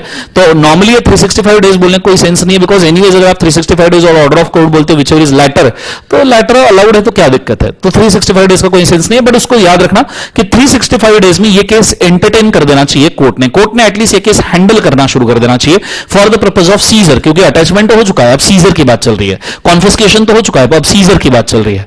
तो यहां पे स्पेशल कोर्ट स्टार्ट करेगा प्रोसीडिंग, देखेगा क्या ऑफेंस है, कितना डैमेज है, कितने लोग इन्वॉल्व है, कितने लोगों को प्रॉब्लम क्रिएट हुआ है, गवर्नमेंट के कितने लॉस को, इसके पहले कितना ऑफेंस हुए थे, सब चेक किया जाएगा।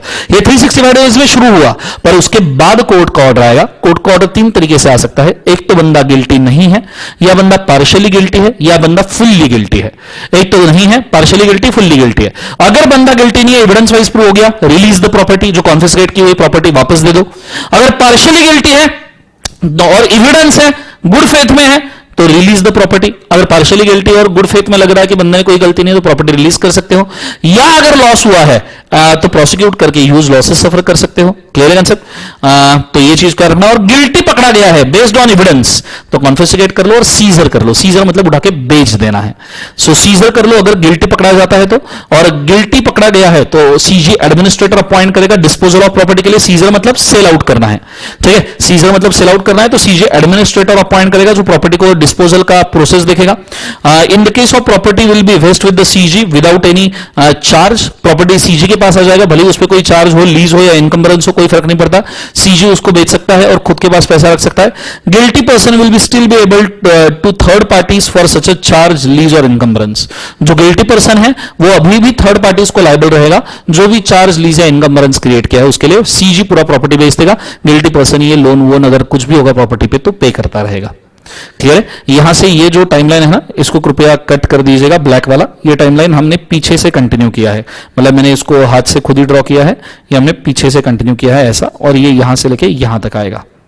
क्लियर है सब? ये चीज को आपने बड़े अच्छे से याद रखना। ये है मनी लॉन्ड्रिंग का पूरा कंटेंट। ठीक है, जो मैंने मार्किंग की है वो यहां पे है। ठीक है, आप उसको भी कर सकते हो, और साइड में जो मैंने चीजें लिखी है पहले आप चाहिए तो वो लिख सकते हो, फिर मार्किंग कर सकते हो।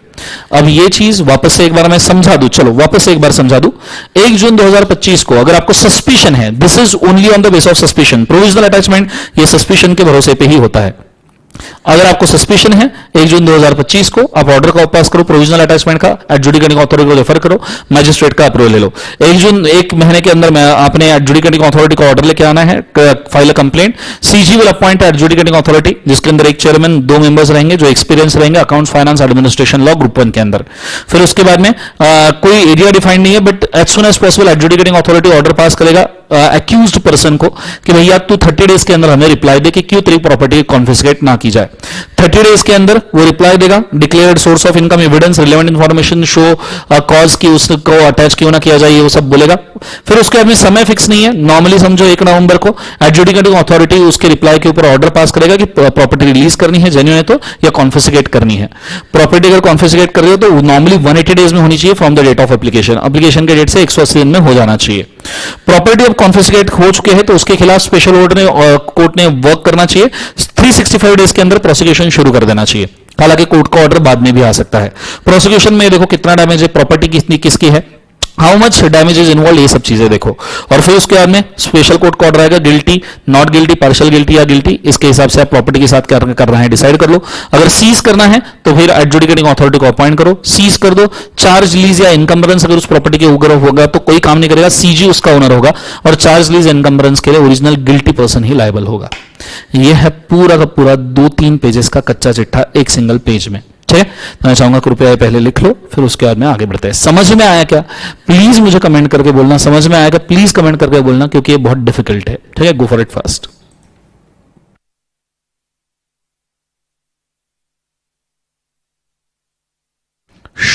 डन एवरीबॉडी, हो गया सबका? बहुत शानदार। ठीक है, आई होप सो आके आपने सब पढ़ा भी होगा। ठीक है, तो ये चीज को बड़े अच्छे तरीके से याद रखिएगा। एक क्वेरी आया है 1C के ऊपर, मयूर ने पूछा है कि फ्रस्ट्रेट द प्रोसीडिंग्स का मतलब क्या होता है। कौन सा 1C है ये? 1C पर लॉस्ट लाइन, 1C पर लॉस्ट लाइन, हाँ ओके।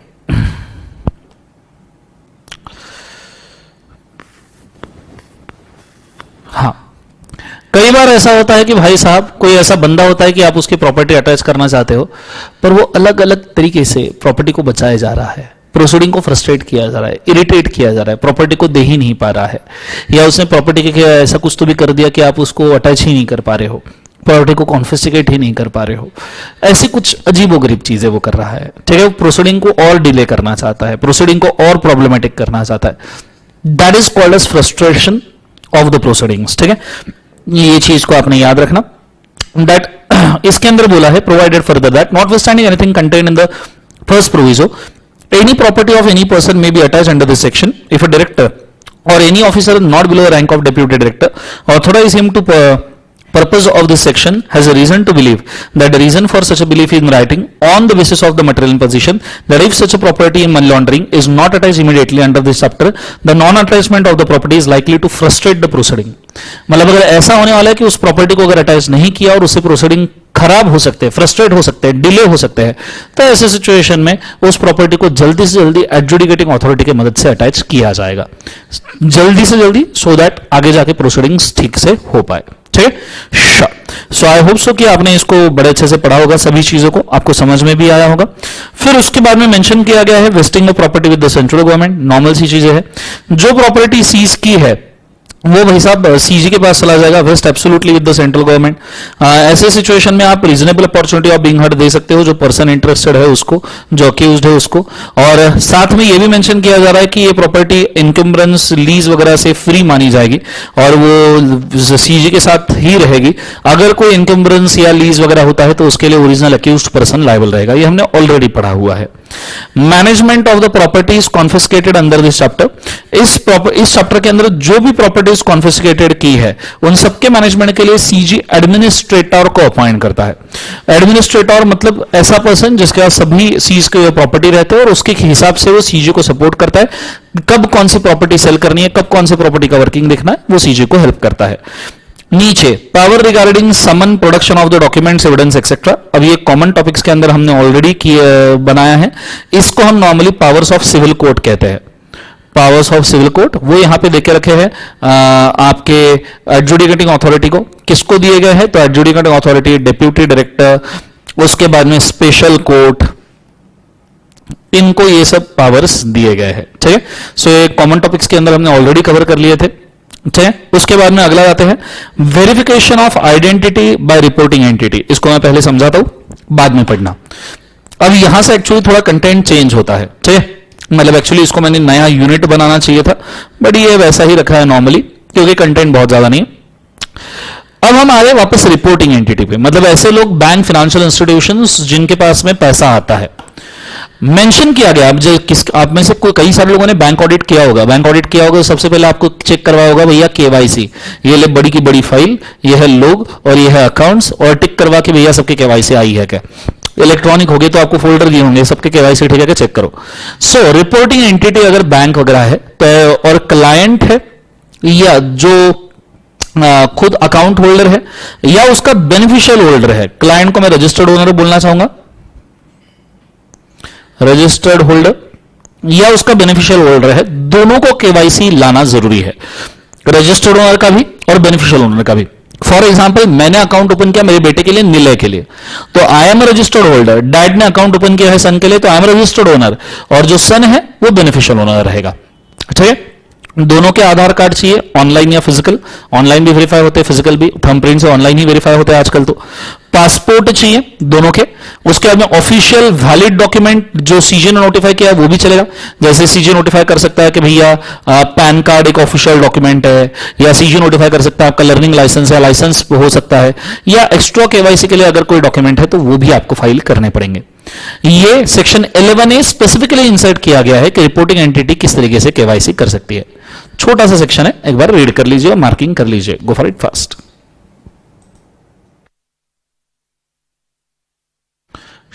Done everybody.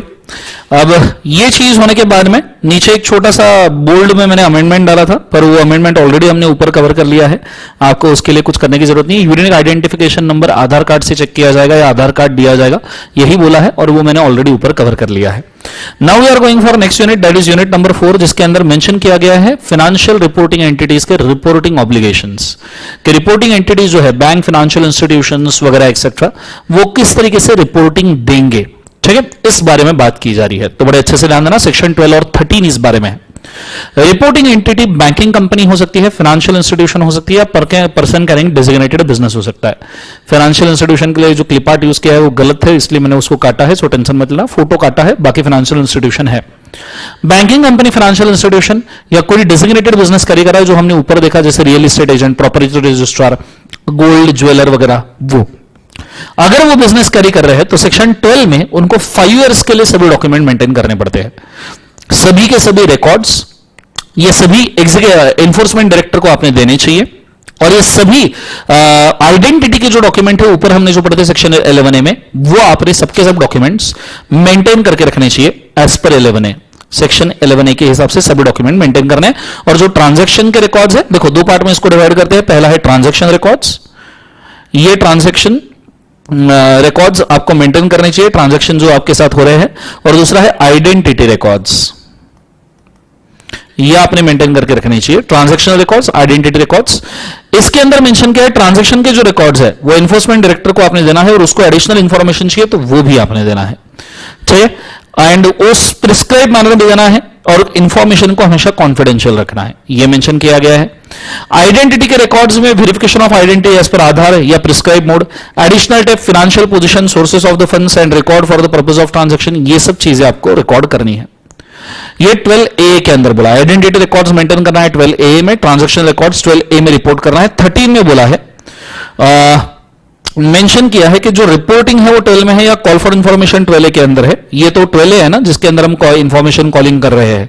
ये जो दोनों है, ये अगर रिपोर्टिंग एंटिटी फेल हो गया सबमिट करने में, ये फेल हो गया मतलब आप सेक्शन 12 में ना रिपोर्ट कर पाए, सेक्शन 12 में आप ये रिपोर्ट नहीं कर पाए, और 12 में जो इंफॉर्मेशन मांगी आप उसके ऊपर भी रिपोर्ट नहीं कर पाए, ये फेल हो गया, तो फिर 10,000 से लेकर 1 लाख का पेनल्टी है, वार्निंग इशू किया जाएगा, डायरेक्शंस दिए जाएंगे कंप्लायंस के लिए, एंड रिपोर्ट स्पेसिफिक इंटरवल्स में आपको देना पड़ेगा। जैसे मैंने बोला था, सभी डॉक्यूमेंट्स 5 साल के लिए मेंटेन करो, कॉन्फिडेंशियल रखो, और सीजी अगर इस सेक्शन से चाहिए तो किसी भी एंटिटी को एग्जाम्पशन दे सकता है, जैसे bank, nationalise bank, cooperative bank, या जो बैंक अंडर इन्वेस्टिगेशन है उन सबको। यह है सेक्शन नंबर 12, 12A, 12AA, 13। ठीक है, 4 सेक्शन है, 12, 12A, 12AA, 13। वापस एक बार बोल दूं, कोई भी banking company, financial institution, person करेंगे डेजिग्नेटेड बिजनेस, इनको ट्रांजैक्शनल रिकॉर्ड्स मेंटेन करने हैं सेक्शन 12 में 5 इयर्स के लिए, एंड आइडेंटिटी रिकॉर्ड्स मेंटेन करने हैं सेक्शन 12A में 5 इयर्स के लिए। जो ट्रांजैक्शनल रिकॉर्ड्स आप मेंटेन कर रहे हो 12 में, उसके ऊपर 12A में एडिशनल इंफॉर्मेशन एनफोर्समेंट डायरेक्टर मांग सकता है, वो आपको देना पड़ेगा और कॉन्फिडेंशियल रखना पड़ेगा। अगर आप प्रॉपर 12 में रिपोर्टिंग या 12A के अंदर इंफॉर्मेशन नहीं दे पा रहे हो तो 10,000 से 1 लाख का पेनल्टी है, वार्निंग है, डायरेक्शंस दिए जाएंगे, and report after specific interval आपको देना पड़ेगा। इसमें 5 साल के लिए डॉक्यूमेंट मेंटेन करो, कॉन्फिडेंशियल रखो, और सीजी चाहे तो आपको एग्जाम्पशन दे सकता है। यही चीजें नीचे 12 में, उसके बाद में 12A में और 12AA में मैंने मेंशन करके रखी हुई है। ठीक है, लंबा चौड़ा उसका भी कंटेंट है, वो भी यहां पे मेंशन करके रखा हुआ है, जिसके अंदर जो काम का है वो मैं एक बार पढ़ लूं जो नहीं हुआ है। मेंटेनेंस ऑफ द रिकॉर्ड, अब सवाल उठता है कि भैया कौन से रिकॉर्ड्स आपको मेंटेन करने चाहिए, कौन से रिकॉर्ड नॉर्मली मेंटेन करने चाहिए आपने। ठीक है, ये वाला टेबल थोड़ा सा काम का है, इसको मैं स्टार मार्क करूंगा, बचा हुआ कंटेंट आप रीड कर सकते हो, थोड़ा डिफिकल्ट है और काम का है इसलिए मैं कर लूं। आपने सुना होगा कि भैया सेविंग अकाउंट में अगर आप 10 लाख के ऊपर कैश जमा करते हो, साल भर में 10 लाख के ऊपर अगर कैश जमा करते हो तो इनकम टैक्स वाले घर पे आते हैं। So cash transaction more than 10 lakh, 10 lakh के ऊपर कैश ट्रांजैक्शन अगर आप कर रहे हो तो ऐसे सिचुएशन में ऑब्वियस सी बात है कि भैया इनकम टैक्स वाले घर पे आएंगे, क्योंकि एनफोर्समेंट डायरेक्टर ही रिपोर्ट करता है। या सीरीज ऑफ कैश ट्रांजैक्शन जो 10 लाख के ऊपर है, 10 लाख के ऊपर कैश ट्रांजैक्शन जो सीरीज है वो अगर है तो, या फोर्ज काउंटरफीट या करेंसी है या बैंक नोट है, जैसे स्टैंप वैम का आपने फॉर्जरी किया, तेलगी घोटाला 1995 से लेकर 2000 में एक घोटाला हुआ था, तेलगी कांड, जिसके अंदर उन्होंने मतलब जाली स्टैंप पेपर बनवाए थे, स्ट्रेट अवे जाली पेपर्स। ठीक है, ऑल सस्पिशियस ट्रांजैक्शन, जितने भी सस्पिशियस ट्रांजैक्शन है, deposit, withdrawal, transfer, cheque, credit वगैरह के, वो भी रिपोर्ट कर रहे हैं। All transaction involving recipient non profit organisation value, मतलब recipient by non profit organisation, ऐसा कोई भी एनजीओ है, नॉर्मली लोगों को जब पैसा बहुत ज्यादा होता है कैश में तो एनजीओ को डोनेशन देते हैं, तो सभी एनजीओ का रिपोर्टिंग जिनको डोनेशन मिला है 10 लाख रुपए के ऊपर वाला, ये है खास रिपोर्टिंग वाली सस्पिशियस सी चीजें। सस्पिशियस ट्रांजैक्शन का मीनिंग नीचे दिया गया है, वो भी आप पढ़ सकते हो। ठीक है, वो छोड़ के आई गेस ज्यादा तो कोई कंटेंट नहीं है। नीचे एक बार आप पढ़ सकते हो section number 12, 12A, 12AA and 13। ठीक है, 1-2 पेजेस का नियरली रीडिंग है। कुछ ना समझ में आए तो मुझे पूछ लीजिएगा, ऐसा बहुत बड़ा कोई कंटेंट नहीं है। ठीक है, गो फॉर इट फास्ट, रीड कर लीजिए। कुछ नहीं समझ में आए इमीडिएटली पूछ लीजिएगा।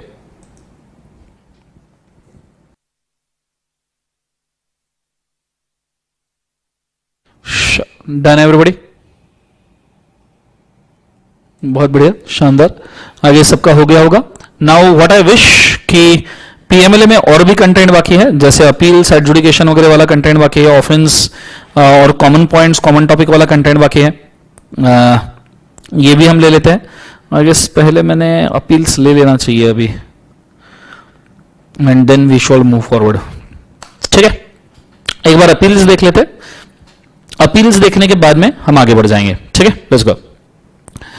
अब first and foremost thing, her law के अंदर हमने नियरली अपील देखा है। फेमा में हमने अपील देखा, आईबीसी के अंदर अपील सच नहीं था, पर पूरा आईबीसी ही अपील है फ्रैंकली बोलो तो। तीसरा पीएमएलए है, एफसीआरए है, उसमें भी हमने अपील्स देखा किस तरीके से अपील की जाती है। चौथा अभी हम जाने वाले हैं अपील्स जो है पीएमएलए के अंदर prevention of money laundering act में। Prevention of money laundering act के जो अपील्स है उसको आप दो पार्ट में डिवाइड कर सकते हो। पहला अपील है रिगार्डिंग डॉक्यूमेंटेशंस और जो you can say reporting entity है, उन रिपोर्टिंग एंटिटीज के ऊपर अगर कोई पेनल्टी बिस्टो किया गया उसके अपील्स है पहले वाले। ठीक है, रिपोर्टिंग एंटिटी के ऊपर तगड़े रिपोर्टिंग एंटिटी के ऊपर पेनल्टीज वगैरह लगाया गया तो उसके रिगार्डिंग अपील्स है। ठीक है, और दूसरे जो अपील्स है वो है नॉर्मली सेक्शन 4 वाले अपील्स, जिसके अंदर शेड्यूल्ड ऑफेंसेस वाले अपील आएंगे। देखो, prevention of money laundering act में दो टाइप की पेनल्टीज है। पहला कि भाई जो शेड्यूल्ड ऑफेंसेस हमने पढ़े ना, part A, part B, part C, उनके वाले पेनल्टीज, और दूसरा रिपोर्टिंग एंटिटी वाली पेनल्टीज। अगर रिपोर्टिंग एंटिटी ने ठीक से ये नहीं किया तो, रिप्लाई नहीं किया तो, या फिर एडजुडिकेशन के अंदर, अटैचमेंट के अंदर अगर किसी ने ठीक से वर्किंग नहीं किया तो उसके अपील्स है। तो ये दो पार्ट में डिवाइड करते हैं, रिपोर्टिंग एंटिटीज वाली पेनल्टीज और एडजुडिकेशन के वक्त अटैचमेंट वाले पेनल्टीज, और दूसरा शेड्यूल्ड ऑफेंसेस वाले पेनल्टीज। और नॉर्मली सेक्शन 5 से 8 जो एडजुडिकेशन अथॉरिटी था, जो एग्रीड पार्टी या डायरेक्टर है जिसकी प्रॉपर्टी अटैच की गई है, जिसकी प्रॉपर्टी का अटैचमेंट का ऑर्डर पास किया है, वो अपील कर सकता है कि भैया मुझे कोई अटैचमेंट नहीं करवाना, मेरी कोई गलती नहीं है, मेरी प्रॉपर्टी छोड़ दो, रिलीज कर दो, ये अपील कर सकता है। या तो फिर सेक्शन 12-13 के अंदर बैंक, फाइनेंशियल इंस्टीट्यूशन या इंटरमीडिएट जो रिपोर्टिंग एंटिटी जिनके ऊपर पेनल्टी लगाया है 10,000 से 1 लाख का, वो अपील कर सकते हैं। अपील जो है वो ऑर्डर जब पास होगा, अटैचमेंट का ऑर्डर पास होगा या पेनल्टी का जब ऑर्डर पास होगा रिपोर्टिंग एंटिटी के ऊपर, तब आप अपील कर सकते हो। समझो अगर ऑर्डर आया 1 जून 2025 को, तो आप 16 जुलाई 2025 तक के 45 डेज के अंदर टिल 16 जुलाई 2025 तक के अपील कर सकते हो। अगर कोई डिले हो रहा है तो वो कंडोन किया जा सकता है, वो अपीलेट ट्रिब्यूनल कंडोन करेगा। अगर ज्यादा डिले हो रहा है, 45 डेज से आ रहा है, तो वो कंडोन किया जा सकता है। अब बेसिकली देखा जाए तो अपीलेट ट्रिब्यूनल ने अपील एक्सेप्ट किया 16 जुलाई 2025 को, तो 6 मंथ्स के अंदर, नियरली 6 मंथ्स के अंदर अपीलेट ट्रिब्यूनल ने कोर्ट को डिस्पोज कर देना है, केस को डिस्पोज कर देना है, और उसको सिविल कोर्ट के सारे पावर्स रहेंगे। ये हमने ऑलरेडी देखा है, summoning, enforcing attendance, production of evidence, maintenance of evidence, examination on oath, ये हमने ऑलरेडी देखा है कॉमन पॉइंट्स में। फिर अपीलेट ट्रिब्यूनल का जो डिसीजन है वो मेजोरिटी से लिया जाएगा। अपीलेट ट्रिब्यूनल ये ऊपर के जो एडजुडिकेटिंग अथॉरिटी उसकी अपील को कंफर्म करेगा, उसके ऑर्डर को कंफर्म करेगा, सेट असाइड करेगा, मॉडिफाई करेगा, मतलब खुद के हिसाब से डिसीजन देगा। फिर 60 डेज के अंदर रीजनेबल रीजन रहा तो प्लस 60 डेज में, नॉर्मली 60 डेज में, पर कॉज वगैरह रहा तो प्लस 60 डेज में you can appeal to high court. 24 high court से इंडिया के अंदर, और उसका जुरिस्डिक्शन रहेगा एक तो एग्रीड पार्टी वाला, लेकिन अगर एग्रीड पार्टी सीजी है तो जो रिस्पोंडेंट है उसका जुरिस्डिक्शन लिया जाएगा, क्योंकि सीजी तो पूरे देश वाला है, तो जो रिस्पोंडेंट है उसका जुरिस्डिक्शन लिया जाएगा अगर एग्रीड पार्टी सीजी है तो। ठीक है, नीचे सुमोटो पीरियड के अंदर हाईकोर्ट डिसीजन देगा। आप 60 डेज प्लस 60 डेज में क्वेश्चन ऑफ लॉ के ऊपर अपील कर सकते हो सुप्रीम कोर्ट में। Article number 134 of constitution of India में आप अपील कर सकते हो। फेमा में भी सेम देखा था कि भले ही फेमा में नहीं लिखा था पर सुप्रीम कोर्ट में अपील था, यहां पे भी सेम है, भले ही पीएमएलए में नहीं लिखा है पर सुप्रीम कोर्ट का अपील आप आर्टिकल 134 में कर सकते हो कॉन्स्टिट्यूशन टू इंडिया, और सुप्रीम कोर्ट सुमोटो ही डिस्पोजल करता है। ये है अपील्स रिगार्डिंग किस किस का, अटैचमेंट सीजर से रिगार्डिंग, और दूसरा रिपोर्टिंग एंटिटी के रिगार्डिंग। अब अगर आप फंस गए शेड्यूल्ड ऑफेंसेस में, तो शेड्यूल्ड ऑफेंसेस को भी दो पार्ट में डिवाइड करो। अगर ये आपके नशीले पदार्थों वाले ऑफेंसेस है, narcotic drugs and psychotropic substances, NDPS, narcotic drugs and psychotropic substances वाले अगर ये अपील्स है, या उसके वाला ऑफेंस है एनडीपीएस वाला, बीच में आर्यन खान एनडीपीएस ऑफेंस में ही पकड़ा गया था, बीच के दीपिका पादुकोण, बहुत सारे लोग एनडीपीएस के ऑफेंस में पकड़े गए थे, नार्कोटिक ड्रग्स वालों में पकड़े गए थे, नार्कोटिक्स डिपार्टमेंट ने बैन करके रखा था, बम झड़ती ली थी इनकी, जिसमें दीपिका ने बोला था कि हम माल मारते हैं, माल का मतलब माल बुरो होता है बोले, समझ में आया, याद आया स्टेटमेंट। तो अगर आपके नशीले ऑफेंसेस है तो नशे में पता ही नहीं चलता ना जेल कितनी हुई है अगर आप नशे में रहे तो, इसलिए ज्यादा जेल दी है, 3 साल से 10 साल तक की जेल हो सकती है नार्कोटिक्स के ऑफेंसेस में। बाकी सब शेड्यूल्ड ऑफेंसेस जो है, बाकी अदर शेड्यूल्ड ऑफेंसेस में 3 साल से 7 साल की ही जेल है, 7 साल मैक्स। बाकी सब ऑफेंसेस में, ड्रग्स वाले हैं तो समय का पता नहीं चलता इसलिए 10 साल रखे हैं। फिर अगर इसमें फॉर एग्जांपल आपका ऑफेंस हुआ है बाय मर्डर, ऑफेंस हुआ है मर्डर, तो ऐसे सिचुएशन में दो तरीके से ऑफेंस ट्राई किया जा सकता है। एक नॉर्मल तरीका जो क्रिमिनल कोर्ट का है, और एक स्पीडियर ट्रायल होता है। Speedier trial, criminal procedure court के अंदर आप नॉर्मली क्रिमिनल कोर्ट को अप्लाई करोगे, वो केस हैंडल करेगा, ठीक है। और अगर आपको स्पीडी ट्रायल करना है तो स्पेशल कोर्ट, जो स्पेशल कोर्ट एस्टेब्लिश किया है central government plus chief justice of high court ने, मतलब उस एरिया के हाई कोर्ट के चीफ जस्टिस मतलब हाईएस्ट जज, हाई कोर्ट के हाईएस्ट जज और सीजे ने मिलकर स्पेशल कोर्ट एस्टेब्लिश किया है। इसे सेशंस कोर्ट भी कहा जाता है, वो भी इस अपील को हैंडल कर सकता है। सिंपली क्रिमिनल कोर्ट है वो हैंडल करके फॉरवर्ड कर देगा, स्पेशल कोर्ट इसको हैंडल करके खुद के पास रखेगा। अगर क्रिमिनल कोर्ट से ऑर्डर फॉरवर्ड किया है स्पेशल कोर्ट को तो दोनों केसेस में अपील स्पेशल कोर्ट डिस्पोज करेगा और स्पेशल कोर्ट का डिसीजन फाइनल माना जाएगा, ठीक है। ये चीज को आपने याद रखिएगा, ठीक है। और फिर नीचे सीजे का मतलब चीफ जस्टिस देके रखा है मैंने, क्लियर है। सो ये चीज को वापस से एक बार एक्सप्लेन करता हूं। मर्डर का ऑफेंस है, क्रिमिनल प्रोसीजर कोर्ट में जाओ, नॉर्मली केस हैंडल कर लो, ठीक है। अगर स्पेशल कोर्ट को लगता है कि भैया स्पीडी डिस्पोजल की जरूरत नहीं है तो वो भी क्रिमिनल कोर्ट में केस फॉरवर्ड कर देगा कि हैंडल कर लो। हाँ, अगर क्रिमिनल कोर्ट को कभी लगता है कि उनसे केस सॉल्व नहीं हो रहा तो फिर वो स्पेशल कोर्ट को फॉरवर्ड कर सकते हैं और स्पेशल कोर्ट उसको डिस्पोज करेगा। नॉर्मल प्रोसीडिंग चाहिए तो क्रिमिनल कोर्ट में करवा लो, जो भी क्रिमिनल कोर्ट है स्पेसिफिक, क्योंकि देखो मैंने आपको बोला था मर्डर करे तो मर्डर का इलीगल वाला जो कॉन्सिक्वेंस है वो नॉर्मल क्रिमिनल कोर्ट में चलेगा, इलीगल वाली पेनल्टी। पर जो पीएमएलए की पेनल्टी है वो तो हमको स्पेशल कोर्ट में लेनी पड़ेगी ना, हमारे कोर्ट में, तो इसलिए क्रिमिनल कोर्ट में चलने दो और फिर स्पेशल कोर्ट में फॉरवर्ड करो कंबाइंड डिसीजन मेकिंग के लिए, अगर उनसे हैंडल नहीं हो रहा तो। ये है अपील्स अंडर द पीएमएलए, बहुत लंबा चौड़ा चार्ट है, मार्किंग्स सच कम है। नीचे मैंने अपील्स का पूरा कंटेंट देके रखा है, आप चाहो तो उस कंटेंट को अभी रीड कर सकते हो फटाफट अपील टू हाई कोर्ट करके, और नीचे स्पेशल कोर्ट वाला भी सेक्शन मैंने पूरा देके रखा हुआ है, ठीक है। मेन पीएमएलए में यही है कि 2-3 पेजेस का कंटेंट देते हैं वो घुमा घुमा के, पढ़ना भी उतना ही जरूरी है और स्पीड में पढ़ना उतना जरूरी नहीं है। सो मैं आपको रिक्वेस्ट करना चाहूंगा कि यहां पे आप अपीलेट ट्रिब्यूनल से नीचे वाली चीजें पढ़ सकते हो, ठीक है। गो फॉर इट फास्ट, रीड कर लो उसको।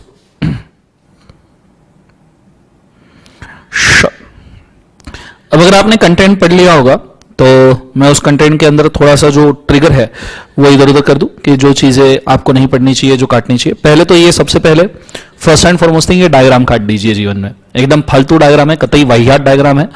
ऐसे मतलब मेरे को नहीं पता ऐसा डायग्राम इंस्टीट्यूट ने क्यों बनाया है, बिल्कुल पसंद नहीं आया। आथू मतलब वो ट्रायंगल के अंदर वो लोगों को डालने, मतलब क्या सेंस क्या है। एनीवेज काट दीजिए। फिर उसके बाद में बाकी आपने चीजें पढ़ी होगी वो सब सही है। पावर्स ऑफ अपीलेट ट्रिब्यूनल जो है, procedure and power of appellate tribunal, ये हमने कॉमन टॉपिक्स के अंदर कवर किए हैं और ये सिविल कोर्ट के ही पावर्स है। मैंने आपको ऑलरेडी मेंशन किया था कि these are the powers of the civil court, और वही चीजें इनके यहाँ पे दी भी गई है। तो कॉमन टॉपिक्स हमने जो पढ़ा उसका काफी एडवांटेज है हमको, कई सारा हमारा रीडिंग, कई सारा कंटेंट बच जाता है अगर हम उसको ठीक से याद रख सकते हैं तो। फिर उसके बाद में इंडियन पिनल कोड के कुछ कंटेंट दिए हैं पॉइंट नंबर 5 के अंदर, कृपया इसको कट कर दीजिए, इसका कोई हेल्प नहीं है। उसके बाद में ट्रिब्यूनल का decision by majority of members से आता है, ये यहां पे डिसाइड किया गया है। अपीलेट ट्रिब्यूनल का decision normally majority of members से आएगा। सिविल कोर्ट को कोई जुरिसडिक्शन नहीं है, मतलब सिविल कोर्ट यहां पे कुछ भी एंटरटेन नहीं करेगा, कॉमन टॉपिक्स में हमने पढ़ा है। अपील टू हाई कोर्ट दिया है 60 डेज प्लस 60 डेज वाला। फिर स्पेशल कोर्ट के बारे में यहां पे मेंशन किया है कि स्पेशल कोर्ट किस तरीके से वर्क करेगा। फिर offence tribal by special court दिया गया है, जिसके अंदर बेसिक ऑफेंसेस जो आप मनी लॉन्ड्रिंग एक्ट के अंदर कवर कर सकते हो वो ऑफेंसेस दिए हैं।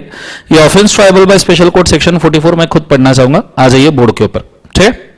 Section 44 clearly provides that the offence tribal by special court it overrides the provision of the code of criminal procedure and provides that trial of the offence punishable under section number 4 and any scheduled offences punishable under section 4 और any scheduled offences connected. मैंने आपको बोला था special court सिर्फ scheduled offences जो है उनकी तरफ ध्यान देता है, मतलब रिपोर्टिंग एंटिटी वाले जो ऑफेंस है या तो फिर अटैचमेंट वाले हैं उसके लिए स्पेशल कोर्ट जिम्मेदार नहीं है। अब उनके यहां पे अपील, उन चीजों के लिए यहां अपील नहीं कर सकते। Cognizance of offence under section number 3 वो यहां पे आप कर सकते हो upon complaint made by the authorities, तो उस केस में आप कर सकते हो। No offense of the money laundering is made out requiring filing of such a complaint. Said authority shall submit a closure report before the special court. फिर उसके बाद में transfer of scheduled offences to special court. Court has been taken a cognizance of scheduled offences. अगर कोई normal court है, जैसे मैंने आपको बोला था क्रिमिनल कोर्ट, उसने शेड्यूल्ड ऑफेंसेस का ये लिया है, शेड्यूल्ड ऑफेंस एंटरटेन करना शुरू कर दिया है, पर बाद में उसको ऐसा लगता है कि यार ये शेड्यूल्ड ऑफेंसेस मनी लॉन्ड्रिंग का है, ये बाद में उसको समझ में आता है, पहले समझ में नहीं आता है।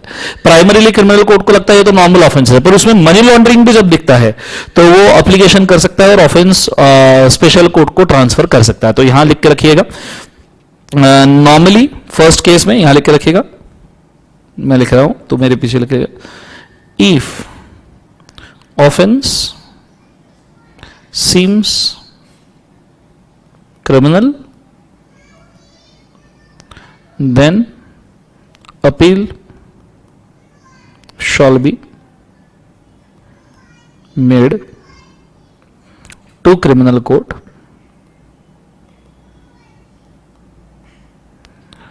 But after some period, if it involves money laundering, but after some period, if it involves money laundering, then it should be referred to special court. Full stop. ठीक है, ये नोट लिख लीजिए. गो फॉर इट फर्स्ट.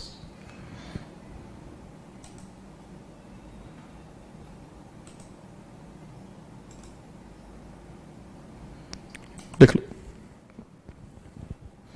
शरडन,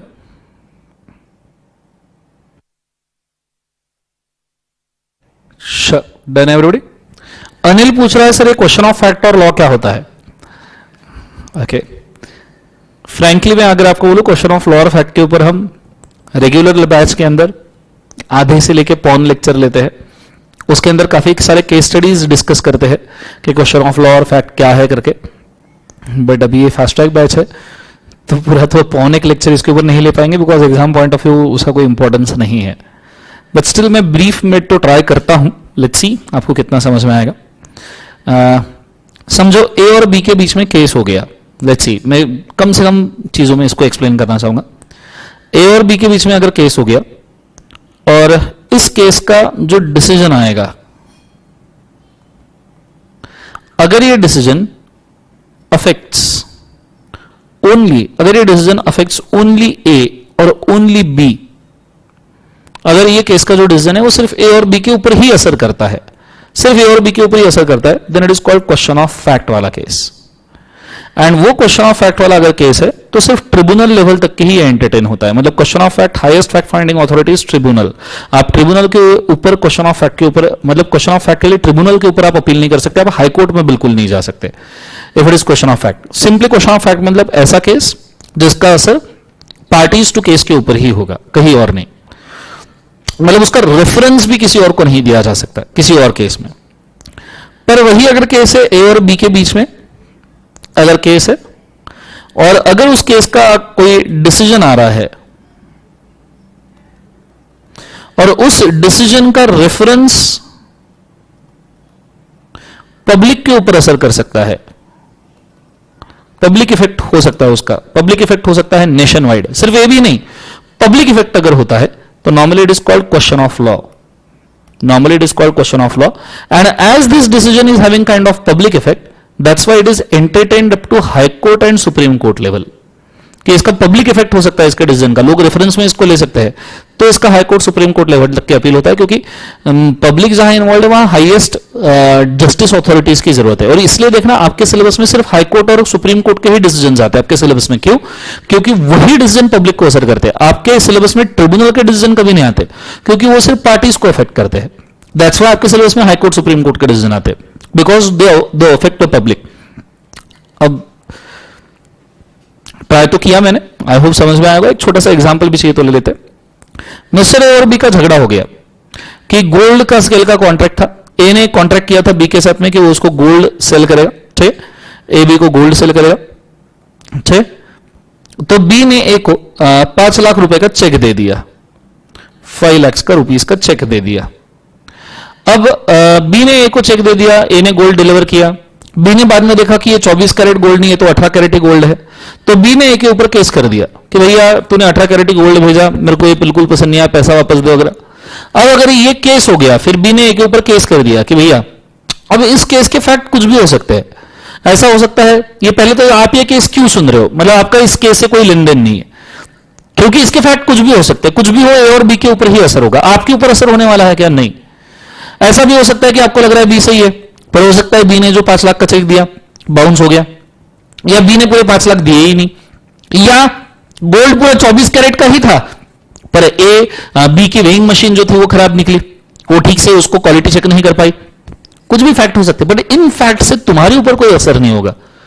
वही mister A को, mister A is a chartered accountant let's say, और company secretary और CA में, और इसको अगर एसईजेड में फर्म ओपन करना है, एसईजेड में इसको फर्म ओपन करना है मिस्टर ए को, और एसईजेड में फर्म ओपन करना है प्रैक्टिस का, और वो चाहता है कि मतलब एसईजेड में फॉर्म ओपन कर रहा है और वो चाहता है कि एसईजेड में बाकी लोगों को जैसे टैक्स हॉलिडेज मिलते हैं वैसे मिस्टर ए को भी टैक्स हॉलिडे मिले, क्योंकि वो सर्विसेज सिर्फ एसईजेड की कंपनीज को देने वाला है, मतलब एसईजेड में जो कंपनीज है सिर्फ उनको सर्विस देने वाला है।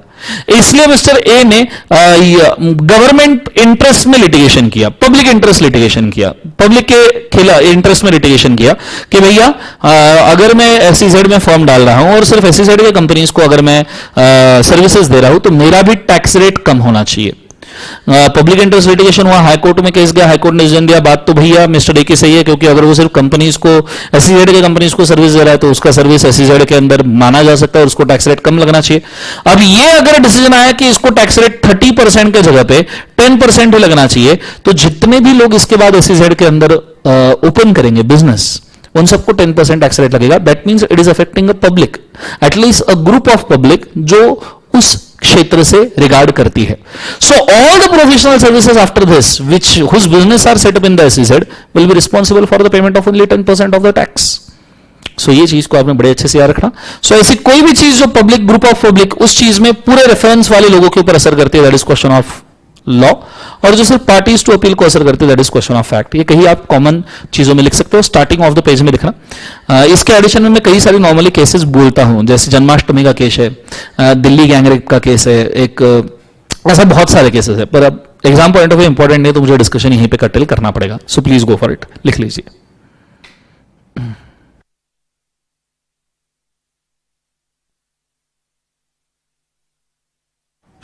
डन एवरीबॉडी, बहुत बढ़िया, शानदार। आई गेस आपने इसको लिख लिया होगा। ये चीज होने के बाद में अब मैं बढ़ रहा हूं नेक्स्ट वाले ऑफेंसेस के ऊपर, जिसका है cognizable and non bailable offence. यहां भी बात की जा रही है कि कौन से ऐसे ऑफेंस है जिसके अंदर आपको बेल नहीं मिलेगा। नॉर्मली पीएमएलए के किसी भी ऑफेंस के अंदर आपको बेल नहीं मिलता है, ठीक है। पीएमएलए के किसी भी ऑफेंस में आपको बेल नहीं मिलेगा, प्रोवाइडेड आप नीचे दिए गए लोगों में से ना हो। So conditions for granting bail straight away दिया है। As per the code, the offence in which the police officer may arrest without any warrants और ऑर्डर ऑफ द कोर्ट, ऐसा कोई भी ऑफेंस जिसमें पुलिस ऑफिसर डायरेक्ट अरेस्ट कर सकता है बिना वारंट या कोर्ट के ऑर्डर के, those are normally called as cognizable offences.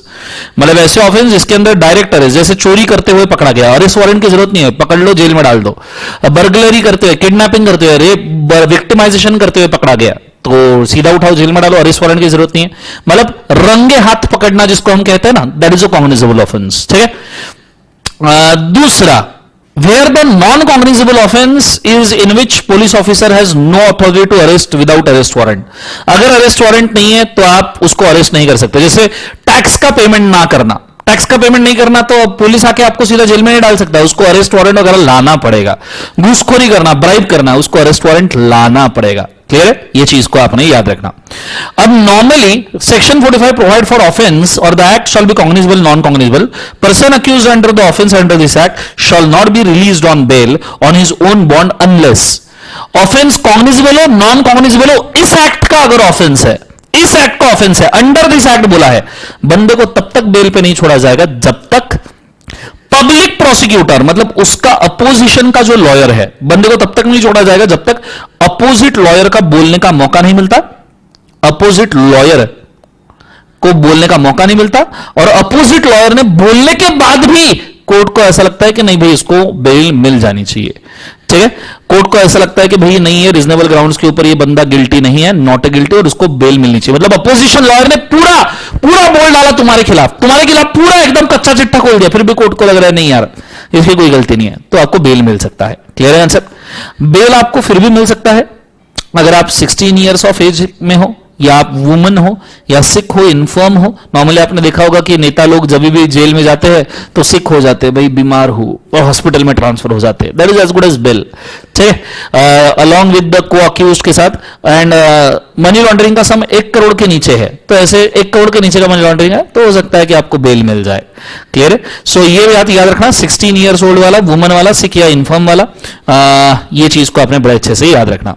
Cognizance of offence, जब सीजी को कंप्लेंट किया जाएगा राइटिंग के अंदर तो जाके वो कॉग्निजेंस ऑफ ऑफेंस मतलब अरेस्ट वगैरह किया जाएगा। सीजी चाहे तो इसके ऊपर इन्वेस्टिगेशन का ऑर्डर भी दे सकती है कि अगर उसको एडिशनल इंफॉर्मेशन चाहिए तो, ठीक है। और फिर उसके बाद में नीचे दिया गया है application of a code of criminal procedure, CrPC के अंदर ऑफेंसेस ट्राई किए जा सकते हैं जो हमने अपील में पढ़ा, और बाद में दिया है अपील्स एंड रिविजन। तो मेनली अपील एंड रिविजन का मैक्सिमम कंटेंट मैंने आपके साथ में यहां पे रीड कर लिया है, सो दैट आपको कंटेंट वाइज कोई दिक्कत ना हो। तो नियरली वो मैक्सिमम मैंने यहां पे रीड कर लिया है, तो ये चीज को थोड़ा सा याद रखिएगा, ठीक है, क्योंकि वो थोड़ा सा काम का भी था, एग्जाम पॉइंट ऑफ व्यू भी इंपॉर्टेंट था, दैट्स व्हाई अपन ने उसको यहां पे रीड कर लिया। अब नेक्स्ट चीज के ऊपर हम जो जा रहे हैं उसे कहा जाता है next unit, that is unit number 6, जिसे कहा जाता है रेसिप्रोकल एग्रीमेंट। रेसिप्रोकल एग्रीमेंट, अब बेसिकली ये रेसिप्रोकल एग्रीमेंट की जरूरत क्या है पहले समझते हैं। इंडिया में तो एज गुड एज ट्रेंड शुरू हुआ है भाई, इंडिया में एज गुड एज ट्रेंड है ना कि भैया आप फ्रॉड करो, हजारों करोड़ों का करो, प्लेन लो और इंडिया के ऊपर बाहर भाग जाओ।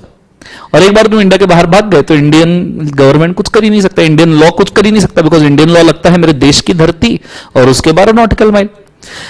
आदरणीय परम पूजनीय भगोड़ा केसरी विजय माल्या, आदरणीय परम पूजनीय फ्रॉड केसरी पैसा खाऊ नीरव मोदी जी, आदरणीय परम पूजनीय घोटाला केसरी रामालिंगा राजू जी, ठीक है। ये लोग जो है, इन लोगों ने तगड़ा फ्रॉड किया, अरे सब बाहर देश में सेटल हो गए, करोड़ों रुपए लेके बाहर, हजारों करोड़ों रुपए लेके बाहर देश में सेटल हो गए।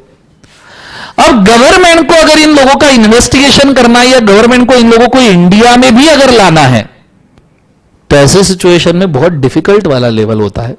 दूसरे के देश में जाके इन्वेस्टिगेशन करना, वहां जाके अरेस्ट करना। अब अपने देश में अपन अपने पॉलिटिशियन, अपने बिजनेसमैन को ईमानदारी से अरेस्ट नहीं कर सकते, दंगे हो जाएंगे। दूसरे देश में जाके अपने बंदे को अरेस्ट करके लाना उनके गवर्नमेंट के सामने, जबकि वो बंदा वहां टैक्स पे कर रहा है, वो बंदा वहां के गवर्नमेंट को सपोर्ट कर रहा है, वो उनको पैसे देने को रेडी है, और तुम वहां जाके अरेस्ट करके लाओगे, कैसे होगा? सो रेसिप्रोकल एग्रीमेंट, इसलिए reciprocal agreement, prevention of money laundering act और कंपनीज एक्ट में हम इंस्पेक्शन इन्वेस्टिगेशन चैप्टर पढ़ेंगे, सेक्शन 217 में दोनों जगह पे ये एग्रीमेंट आता है। और एक ही बार मैं इसको यहां पे समझाऊंगा तो 217 में भी काम में आएगा।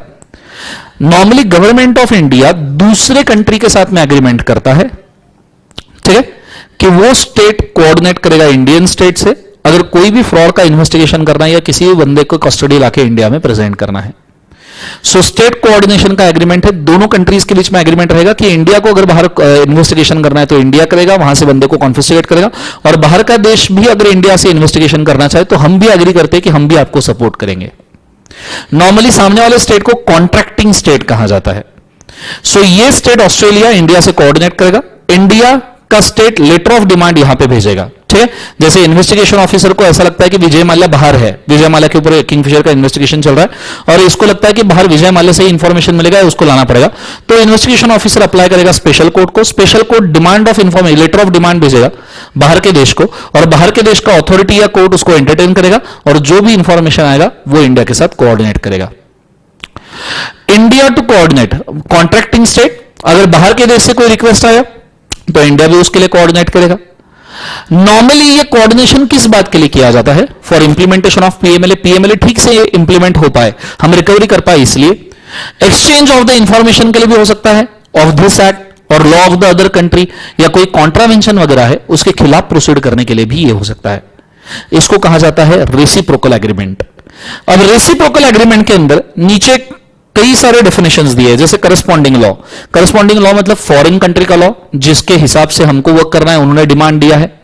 Offence of a cross border implication, मतलब आपने एबीसी पार्ट के कोई भी ऑफेंस किए हैं और आपने इंडिया के अंदर किए, इंडिया के बाहर किए, या आप देश के बाहर भाग गए हो वो ऑफेंसेस करके, एबीसी वाले पार्ट के ऑफेंसेस करके, ठीक है, क्राइम करके भाग गए हो, ऐसे उसमें बाहर का देश भी इन्वॉल्व है तो ऐसे ऑफेंसेस, ठीक है। फिर उसके बाद में आता है कॉन्ट्रैक्टिंग स्टेट, मतलब ऐसा स्टेट जिसके साथ में आपने एग्रीमेंट किया है, ट्रीटी किया है कि हम आपको हेल्प करेंगे, आप हमको हेल्प करना, ठीक है। उसके बाद में agreement with the foreign countries mention किया है कि आप क्यों एग्रीमेंट करना चाहते हो, यहां पे वो मेंशन किया है। The agreement not only to implement this law but also to implement the other laws of the India as well as contracting state, उनके भी कुछ लॉ इंप्लीमेंट करने के लिए है। So simply this is a reciprocal agreement, जिसके अंदर हम कॉन्ट्रैक्टिंग स्टेट के साथ सिर्फ ये एग्रीमेंट करते हैं कि हम आपके साथ में कोऑर्डिनेट करेंगे for the purpose of investigation, inquiry and confiscation of asset and arrest of the person. तो ये चीज को कृपया याद रखिएगा, ठीक है। छोटा सा कंटेंट है, बहुत ज्यादा भी बड़ा नहीं है, ठीक है। तो ये नियरली 1 पेज का कंटेंट है, 1.5 पेज का है। कृपया इसको एक बार रीड कर लीजिए। कॉन्ट्रैक्टिंग स्टेट तक के तो हो गया था। एग्रीमेंट ऑफ फॉरेन कंट्रीज जो है ये ऑलरेडी मैंने डायग्राम देके रखा हुआ है, ये हमारा ऑलरेडी हो चुका है, बट फिर भी टेक्स्ट एक बार पढ़ लीजिएगा। ये वाला agreement with the foreign countries, उसके नीचे वाला लेटर ऑफ रिक्वेस्ट, ठीक है, ये भी मैंने समझा दिया। ये 2 चीजें पढ़ लीजिएगा, फिर उसके बाद में यहां से मैं शुरू करता हूं सब्जेक्ट टू कोर्ट रिलीज से। नॉर्मली अगर मनी लॉन्ड्रिंग एक्ट के अंदर कोई भी प्रॉपर्टी कॉन्फिस्केट की गई है, मनी लॉन्ड्रिंग एक्ट में ऊपर हमने जैसे देखा कि अटैचमेंट या कॉन्फिस्केशन है, तो कोई भी प्रॉपर्टी अगर कॉन्फिस्केट की गई है या अटैच की गई है तो स्पेशल कोर्ट के पास पावर है कि वो चाहे तो उस प्रॉपर्टी को रिलीज कर सकते हैं, ठीक है। और वो रिलीज करके उस प्रॉपर्टी को ओनर के पास वापस दे सकते हैं अगर स्पेशल कोर्ट को लगता है तो कि it will do a serious damage. उसके लिए यहां पे ये एक्चुअली बीच में सेक्शन आया है कि यहां पे नहीं आना चाहिए, बट फिर भी बीच में आया। वेयर ऑन क्लोजर, वो नंबर वाइज देना था इसलिए देना पड़ा। Where on the closure of the criminal case और conclusion of the trial of criminal court outside under corresponding law और any other country such court finds that the offence of money laundering has not taken place.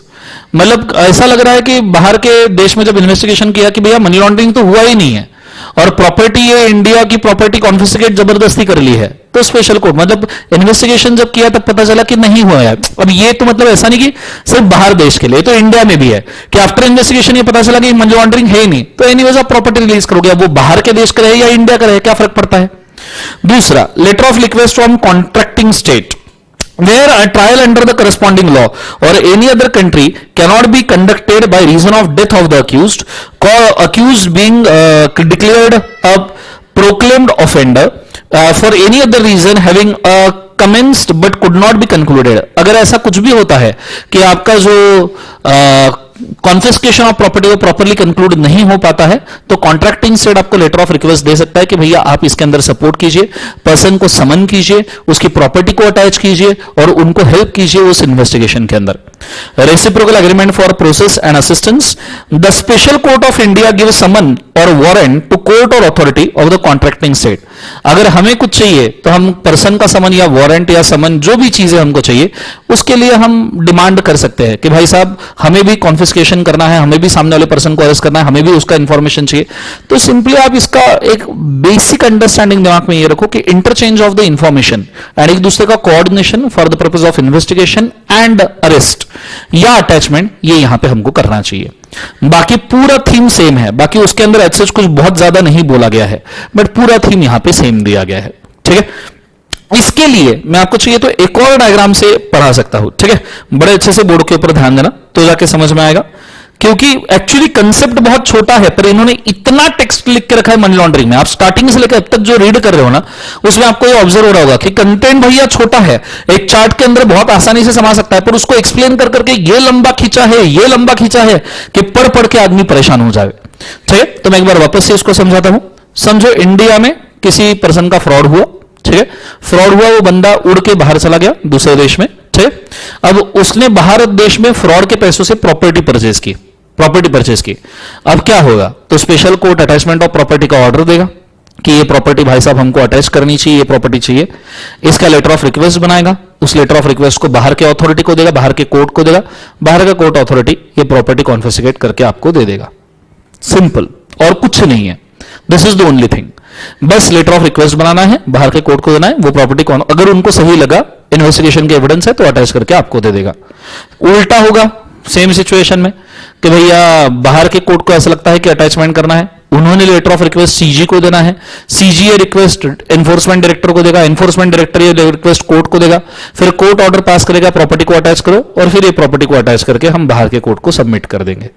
Same exactly उल्टा process, पर इसके लिए text इतना लिखा गया, आप देखो साइड में पूरा एक पेज का टेक्स्ट है जिसके अंदर बस यही बोला है कि क्या करना है, कौन लेटर ऑफ रिक्वेस्ट देगा, और घुमा घुमा के चीजें लिखी है। एकदम सिंपल पॉइंट वाइज फॉर्म में इसको लिखा जा सकता है, पर नहीं, इतना घुमा घुमा के दिया। मतलब अभी तक के हमने जितने चैप्टर्स में रीडिंग किया होगा, पीएमएलए का कंटेंट इतू सा, रीडिंग गांव भर का, ऐसा वाला सिचुएशन है। क्या करें, पर रीड तो करना पड़ेगा। सो मैं चाहूंगा ये आपका एक पेज रहा, कृपया इसको भी रीड कर लीजिए। अब क्या करें, चलो डन एवरीबॉडी, बहुत बढ़िया। सो अगर आपका रीडिंग हो गया होगा, बहुत अच्छी बात है। नेक्स्ट अगली चीज के ऊपर हम जा रहे हैं। Next is procedure in request of letter, वही समनिंग वारंट्स वगैरह दिया है। अगला recovery of fine and penalty, ठीक है, imposition of recovery and fine and penalty, उसके ऊपर बात करते हैं। ऑन ऑफिसर और द गवर्नमेंट, अगर समझो ये खास सेक्शन है वेक्सेशियस सर्च और सेक्शन 63 के लिए दोनों को मिलके मिक्स किया है, recovery of fine and penalty. पहले मैं इसको पढ़ा दूं, फिर आपने इसका टेक्स्ट पढ़ लीजिएगा, ठीक है। First and foremost thing, imposition of the end recovery of penalty. समझो अब ये पेनल्टी किसके ऊपर लगानी है, तो इसमें दो पार्ट है। पहला, गवर्नमेंट ऑफिसर के ऊपर ही यहां पे गवर्नमेंट पेनल्टी लगा रहा है, ये थोड़ा ऑड है, ठीक है, उल्टा है। गवर्नमेंट के ऑफिसर के ऊपर ही गवर्नमेंट यहां पेनल्टी लगा रहा है। क्यों गवर्नमेंट पेनल्टी लगा रहा है गवर्नमेंट ऑफिसर के ऊपर ही? अगर उसने विदाउट रीजन सर्च या सीजर किया, मतलब उसका कोई पर्सनल मोटो था, किसी बंदे को उसको टॉर्चर करना था, मैं गवर्नमेंट ऑफिसर हूं, कई बार गवर्नमेंट ऑफिसर खुद के पावर का फायदा उठाते हैं। सो मैं गवर्नमेंट ऑफिसर हूं, मेरा मोटो था किसी को टॉर्चर करना है, मेरी जाति दुश्मनी थी, और मैंने उसके घर पे जबरदस्ती सर्च करवाया, कोई रीजन नहीं था, सिर्फ टॉर्चर करने के लिए, या उसको इंप्रिजनमेंट में डाल दिया, मैंने कस्टडी में ले लिया, तो हो सकता है उस गवर्नमेंट ऑफिसर को 2 साल तक की जेल और 50,000 तक का फाइन लग जाए, हो सकता है, ठीक है, क्योंकि आपने जबरदस्ती आपके पावर का यूज किया है जो आपने नहीं करना चाहिए था, पर्सनल बेनिफिट के लिए, ठीक है, पर्सनल ग्रज के लिए। दूसरा, एक्यूज के ऊपर हो सकता है, अगर एक्यूज विलफुली फॉल्स इंफॉर्मेशन देता है, जो एक्यूज मनी लॉन्ड्रिंग में विलफुली फॉल्स इंफॉर्मेशन देता है, तो जेल 2 साल का हो सकता है, फाइन अप टू 50,000, या फिर वो ट्रुथ छुपा के रखता है, सच छुपा के रखता है, या फिर साइन करने के लिए, एफिडेविट साइन करने के लिए उसको बोला है पर वो साइन नहीं करता है, या उसको एविडेंस देने के लिए बोला है, या हजेरी लगाने के लिए बोला है, समन किया है उसको, हजेरी लगाने बोला है पर वो नहीं आता है, तो इस केस में अपॉर्चुनिटी ऑफ बीइंग हर्ड दिया जाएगा और 500 से लेकर 10,000 तक का फाइन मिलेगा। अपॉर्चुनिटी ऑफ बीइंग हर्ड सभी केसेस में जहां पेनल्टी आती है वहां अपॉर्चुनिटी ऑफ बीइंग हर्ड आती है। अब ये जो ऑफिसर ऑफ द गवर्नमेंट वाला है, this is section number 62। Section 62 में बोला है, सी नाम क्या है, वेक्सेशियस सर्च, वही तो बोला गया है कि अगर without reason recorded in writing, कोई रीजन रिकॉर्ड नहीं किया और जबरदस्ती सर्च सीज किया जा रहा है, जबरदस्ती अरेस्ट किया जा रहा है, तो भैया जेल पेनल्टी लगेगा। और ये दूसरा वाला है कि उसके लिए सेक्शन 63 जो नीचे दिया है कि भैया कोई फॉल्स इंफॉर्मेशन देता है तो 2 साल की सजा, 50,000 तक का फाइन, या एनी पर्सन जिसको ट्रुथ बोलना चाहिए था, या उसने साइन करके एफिडेविट देना चाहिए था, या उसको समन किया था पर वो अटेंड नहीं कर रहा है, तो 500 से लेके 10,000 का फाइन उसके ऊपर लग सकता है। उसके नीचे नॉटविथस्टैंडिंग वाला पैराग्राफ कट कर देना, उसका यहां पे कोई भी रेफरेंस नहीं है, ठीक है, ये चीज को आपने याद रखना। सो आप चाहो तो वापस से वो 2 पैराग्राफ को रीड कर सकते हो, गो फॉर इट फास्ट। ये टेबल है, आप वहां पे मार्किंग कर सकते हो।